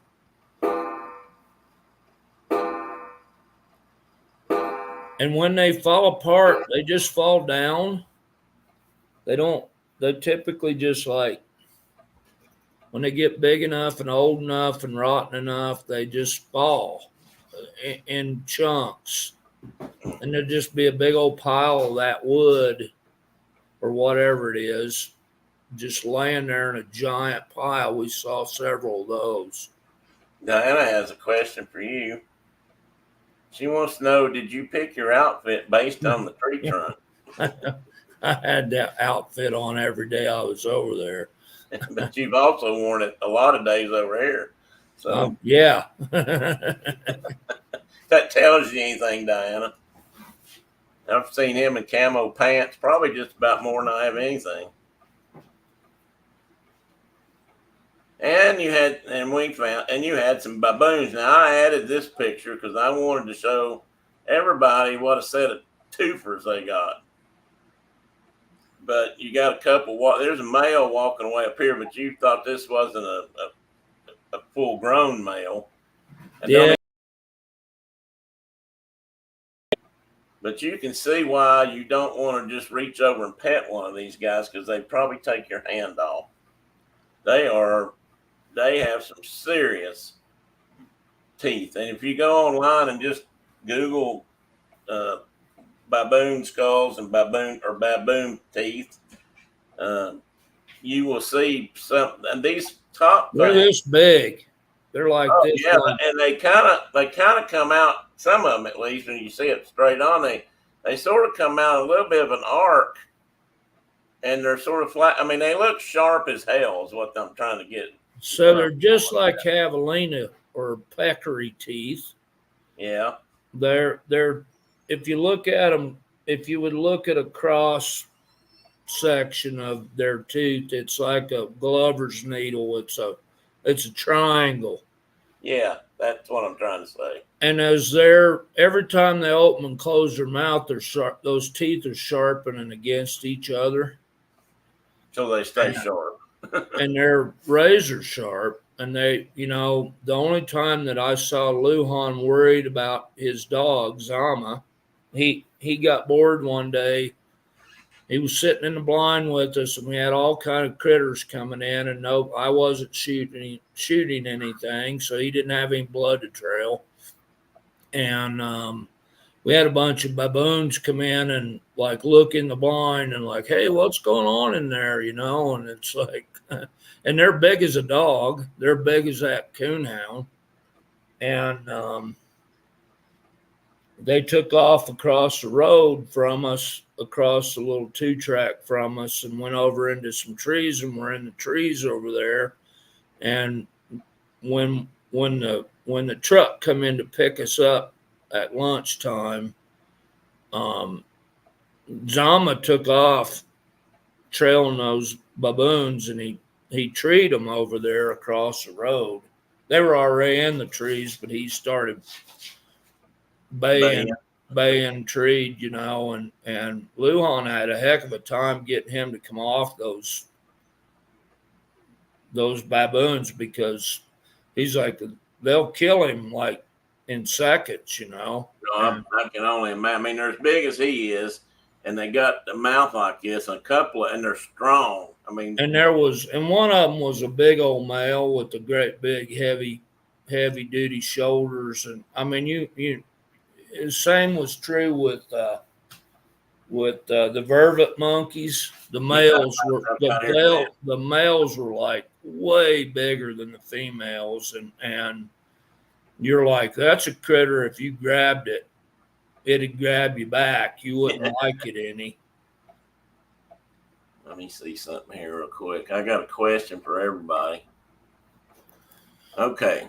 And Red Buttons on Hatari told us that vervet monkeys have 1.5-inch long teeth, and it's true. And they damn sure would bite you. And baboons have, like, outside of the gum, their teeth are like 2.5 inches long. There's something else. I have a question for those that are left in. We're going at 2 hours, and that's about half the slides I've put together. So, and I keep going. In fact, we might go at least another half hour, but I want to ask if anybody else wants to hang around, or if you can hang around, or if you got other things to do. That's what I'm assuming.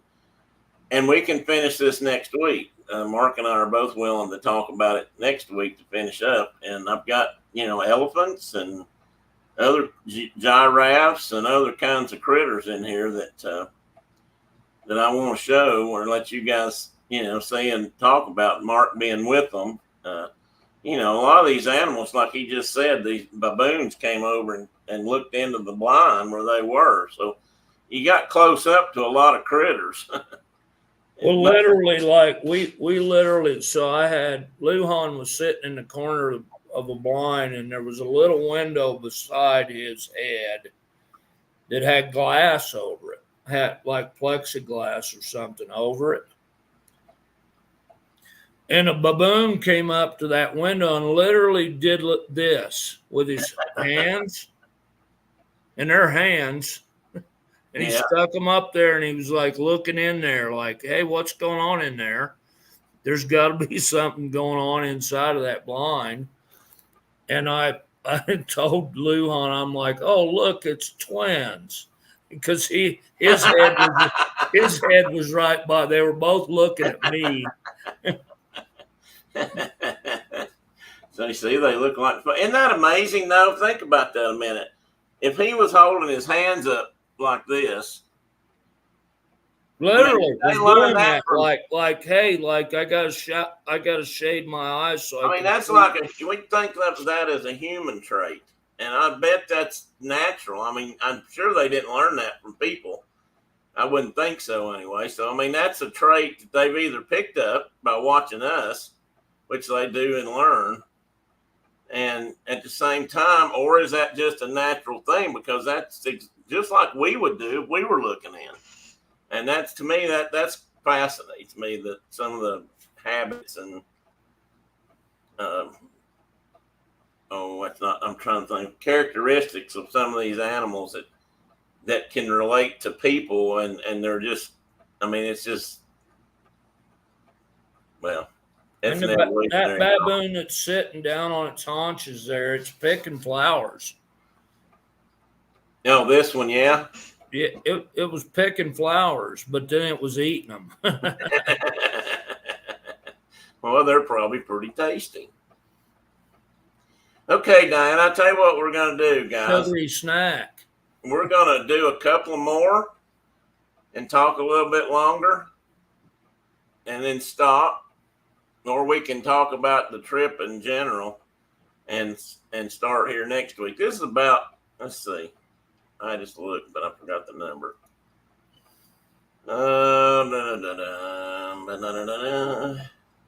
We're about halfway through. And by next week, I might even have a few more. Yeah, I think this would be a good stopping place. You're So, killing me, Smalls. what's the matter? Do 2 more slides. Okay, 2 more slides. You're killing me, Smalls. Well, I was doing that, and then I thought, well, this is a good stop place. But I will do 2 more, and then we'll just talk about it. I don't know. No way am I picking bugs off my family and eating them. You don't do that down up there where you are? I thought we all, everybody does that down here.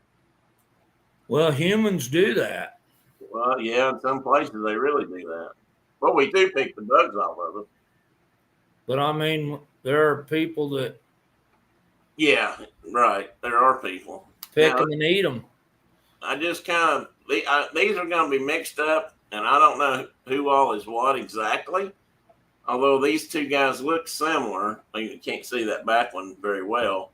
But these are little guys. These are part of the littles that you talked about. I mean, Yeah, there's so a thing over there called there used to be, well, there still is, what they used to call the Big Five. And that was if you went to Africa and hunted all the big game species that were supposedly worthy. We're talking lions and lions, rhinos, elephants, rhinos, elephants, buffalo, and impala, not impala, but probably hippos. might have been hippos. So they were all large animals, and but And there's they have also, a tiny 10. and they have a tiny 10, and these guys are part of the tiny 10.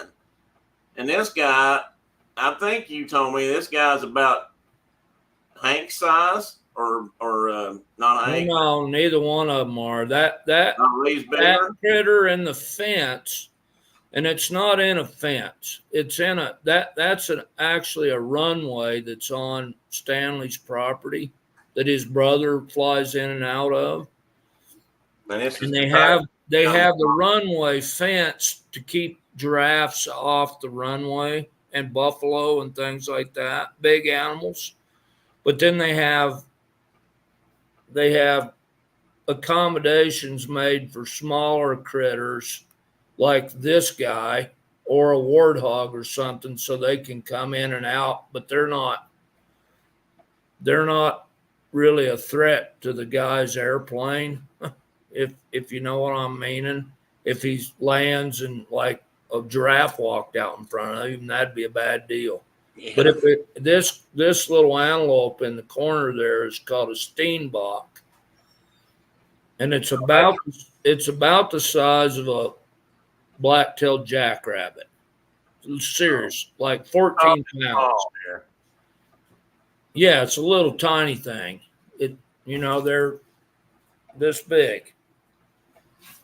And that's the first one of those we saw. And I took that photo, and then I saw them like 10 feet away on some days, and I didn't take any photos. And then the long necked little guy beside him, he's about, I don't know, he probably 25 pounds. That's a clip springer. Oh, that's a klipspringer. Okay. Which in Afrikaans means rock hopper. Rock hopper, yeah. And they all live around rock outcrop. They're always found at rock outcroppings, nowhere else. So. And if you've ever watched any of the National Geographic or the zoo shows that are on those channels, like Animal Planet or something like that, there's a couple of shows where they have klipspringers here in zoos, and they have build the habitat and stuff for them, and they are amazing to watch how they can act on rocks and get around. I mean, they're just like mountain goats or something else that we might have over here, or snow leopards. You see pictures of them working cliffs. I mean, these guys from a small, tiny age can just, I mean, they must have super glue feet or something. They can do a lot of things. They're neat. They're really cool. And there's some good videos actually out there of them evading I don't know if it was jackals or what they were staying away from, but they were. Well, like hunting dogs and leopards and things, they Yeah. use the rocks. They'll go clear out on the edge of a cliff, actually kind of below the edge of a cliff, Yeah. and just hang out and like, come on down here and get me, buddy. Nowhere that you would ever think a critter could be. They're just amazing. But they're again, they're littles. They're just little bitty guys. And are those guys over there? They still those are that big old ram in the front there. That's the same clip sprinter. okay. Is this a cow or a doe in the back or not? What you? Yeah, they call all their antelope species up to a certain size rams and ewes instead of does or bucks. And yeah, anyway. And then that's a bush buck on the left or on the right side there. And he's one of those spotted stripedy animals that like disappears in the jungle. You just can't see him. But he's just a young male. The adult males have horns about, I don't know, 14, 15 inches tall. Which is pretty good. And they don't. None of these guys shed, right? They're all. No, they're horned animals. Right. They're not antlers or horns. But not like a pronghorn. The pronghorn are the only horned animal in the world that shed their sheaths. And these guys have horns for life, the same horn. Let's just looking at those cactus now. There's some obviously native cactus, and those things look like they would, saw your leg into. It looks like African version of a greenbrier that gets wrapped around your ankles. You're going through the woods, and then you think it's going to cut your whole leg off. Well, and that critter's about 120 pounds, and so I mean that's a big little. That is a big old cactus. Yeah, so he's not tiny. He's okay. He's part of it. They call him spiral horned antelope. Okay. Him and Inyala and eland and kudu are spiral horned antelope. And I believe this guy over here is that Docker, wasn't it? Isn't it, with the long horns that you saw? Yeah, so that's an animal that's about 35, 40 pounds maybe. And the one on the left is a pretty good one, ram. And the one on the right is a pretty good one, ram. And the one on the left is insanely large for that species. And my guide guy, Lujan, was like, oh, get him. And I'm like, I'm not shooting that little bitty thing. And he's like, no, that's a giant. And I'm like, he's not a giant. He's like, well, then I'll come back later and maybe I'll get him. But the horn, and what he was really talking about was the length of the horns. Because he is a tiny 10, and that was Lujan's deal. He was like, oh, that's a cooler Grand Slam than the Big Five. So South Africa boy, like, yeah, I don't want an elephant, but I want that diker right there. And dikers are pretty common. I mean, they're pretty much all. Oh God, they were just like rabbits everywhere. Just everywhere you looked, there were Steenbok and dikers all over the place. Yeah, Carol, it's amazing. To me, I'm still trying to figure out which ones are which, to be honest. Some of them I know, but some of them they look alike, or I haven't even seen some of them yet. But it's amazing how many varieties of antelope they have over there. Well, and you go all the way from like in South Africa, because they don't have dicks, which are the tiniest antelope. but they live up in Kenya and Tanzania and the Eastern Cape. They don't live down in South Africa.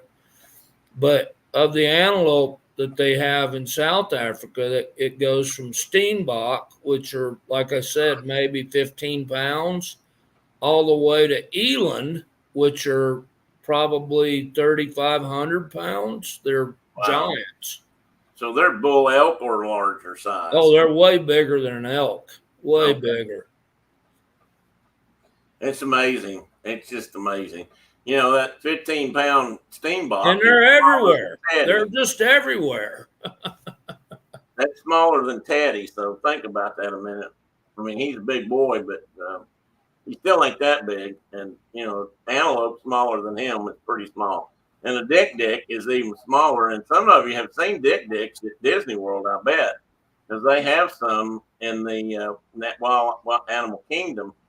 I don't know if they're in the savannah area, but they've got a habitat for them. And they're just, I mean, they're just little guys. And I'm going to stop that and just go back to normal here so I can see everybody again. And hang on just 1 minute. Now, so anyway, so I mean, if you've ever seen those guys, the dicks are the small ones. They're the smallest in Africa, as far as I know. But then they go up, like he said, from there up to the big boys, bigger than an elk. And I did not know. Hey, Don, welcome in from Northeast Texas. I hope, gorgeous day. Good. You're not having any storms today. That's, I think that's a good thing, because I think you guys have had some rough weather. We've had we've had some rain today, and we've had a couple of thunderstorms roll through the valley, but nothing scary, at least not yet.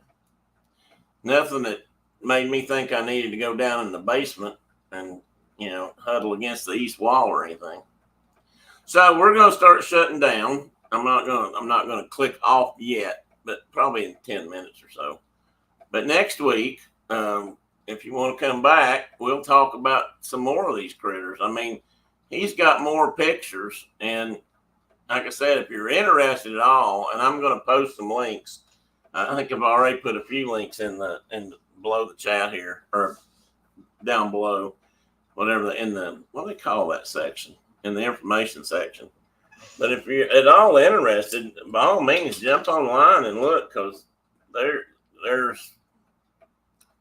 Well, we talked about this a few weeks ago before Mark even went to Africa, but, you know, I showed some pictures of things. But to me, it's different now because he was there with these animals, and so he has a personal connection or a feel about size, and he's pretty good. I mean, he's been counting and judging animals in that respect his whole career, so. You know, he can put a good perspective on them. I think that's what I'm trying to say. And I don't know why, but for some reason my chat is just huge, and I don't want it that big. I'll have to figure out how to turn that back down. I don't want it to. I can't see all the screen. I can't see everybody. Never had to do that before. Yes, Morrell packed quite a wallet, but nothing serious in our immediate area. Well, that's good. I'm glad to hear that, Don. I thought about you guys when I saw the maps. Did Mark bring back a pet elephant? Well, we don't know yet, Maple Bacon. He hasn't said for sure. But when we were Yonkers, we were known to carry stuff back home from faraway places. Have a great day, Dinah. Thanks for sticking around. I really appreciate you guys being here. It means a lot to me. And come back next week, and we'll work on this some more and get some more up close information about what it's like to go to Africa. I'll be honest. Since Mark's gone and talked about it, he and I've talked about it, I'd really like to go myself and pay a visit. So hopefully someday I may get to go. I don't know that I will, but I don't know. Maybe that's what's going to drive me to learn how to walk a little bit better. I don't know. We'll see. Anyway, Maple bacon. I'm gonna assume that you guys are sitting on the couch at the same time, but maybe you're not. See you around later. Maybe you're not. Maybe you guys aren't in the same house today. Anyway, so we'll do that. And like I said, Mark's been counting animals and looking at wildlife up close and personal for a long time. What Mike wants to know if there was any chance you might have brought home a pet elephant. He should be getting in shape so when I come down there in my Harley, we can go ride together. Well, that's true. That's a good point, Mike. That's a really good point. And here I thought you were going to be bringing a Airstream, and now you're just bringing a Harley. So, I got plenty of room for that thing to park. I'll even got a special spot on the driveway you can park it. Oh, in fact, I'll even let you put it in the garage. Once I get it cleaned out a little more. I was he said that about the elephant, and I was laughing because, okay, Diana's bringing the Airstream. Gotcha. Okay, good. Got it covered. I was laughing about that because I'm told when we were younger and we would travel to far distant states and things of that nature, we would bring creatures home. It was not unusual for us to bring a creature home, and I don't know if I could tell this. Collared lizards and tarantulas and snakes. And I even went to New Mexico. Didn't we ship a snake home to you? Yes. in a bow case. I came out there to bow hunt one year, and we caught a western. It was a king snake. Western king snake, and I put him in my bow case and shipped him home. He got home just fine. He was in great. He came home perfect. He lived for years too, didn't he? Yeah, I had him for a while. I think he finally escaped when we moved. He got away from you. Yeah, I think they were great. You introduced a brand new species. Yeah, I did. It was a single though that didn't have a mate, so should be okay. And I doubt there were very many people bringing them back to East Tennessee back then. So, or Middle Tennessee, wherever I was at. Middle Tennessee back then. You were in Smyrna, I think. Yeah, I think you're right. But yeah, we used to. But I don't think Mark could get an elephant in his bow case, even a small one. Although there's another I brought home a couple of jade ones. Oh, cool. Although there's a critter we're going to talk about next week that's related to the elephant that you might could have snuck home in your baggage. But anyway, we'll tell you about that next week. I'll save that surprise. But anyhow, guys, thanks for being here. Mark, always appreciate it, brother. Glad you can make. Are you going to go to the festival today, or are you staying home and staying away from that crowd? I'm likely gonna go. Well, you guys, is Shawna and others working the show with Sammy or helping Sammy or? No, Sammy's not working it. Oh, it's not Sammy. It's the other one, John. So John, the son-in-law, the oldest son-in-law, he's thanks, Dave. He's the head of it, and his wife and I don't know who else. Shawna's been helping them, pulling shifts and working. And Mike, how come you're always wanting other people to bring donuts, and you always eat yours before you get here? We're gonna have to talk about that, Mike. Kay thought we could maybe have snuck back a lion cub. That would have been better. I never saw any lion sign when I was over there. That's interesting. You saw leopard sign. Lots of leopard sign, but no really good. I mean, we saw tracks every day, but none of them that I felt like needed to be photographed. Wait a minute, Mike. Which secret are we talking about? The donut issue? Anyway, guys, I thank you, brother Mark. I love you, man. We'll talk to you soon, and Okay, buddy. we'll put together another show. I mean, we got stuff ready. I may have a few questions, or we may add a few things to it, but I've got stuff ready to go. Cool. So see y'all again next week. Later on. I'd sing happy trails to you, but if I did, nobody'd ever come back.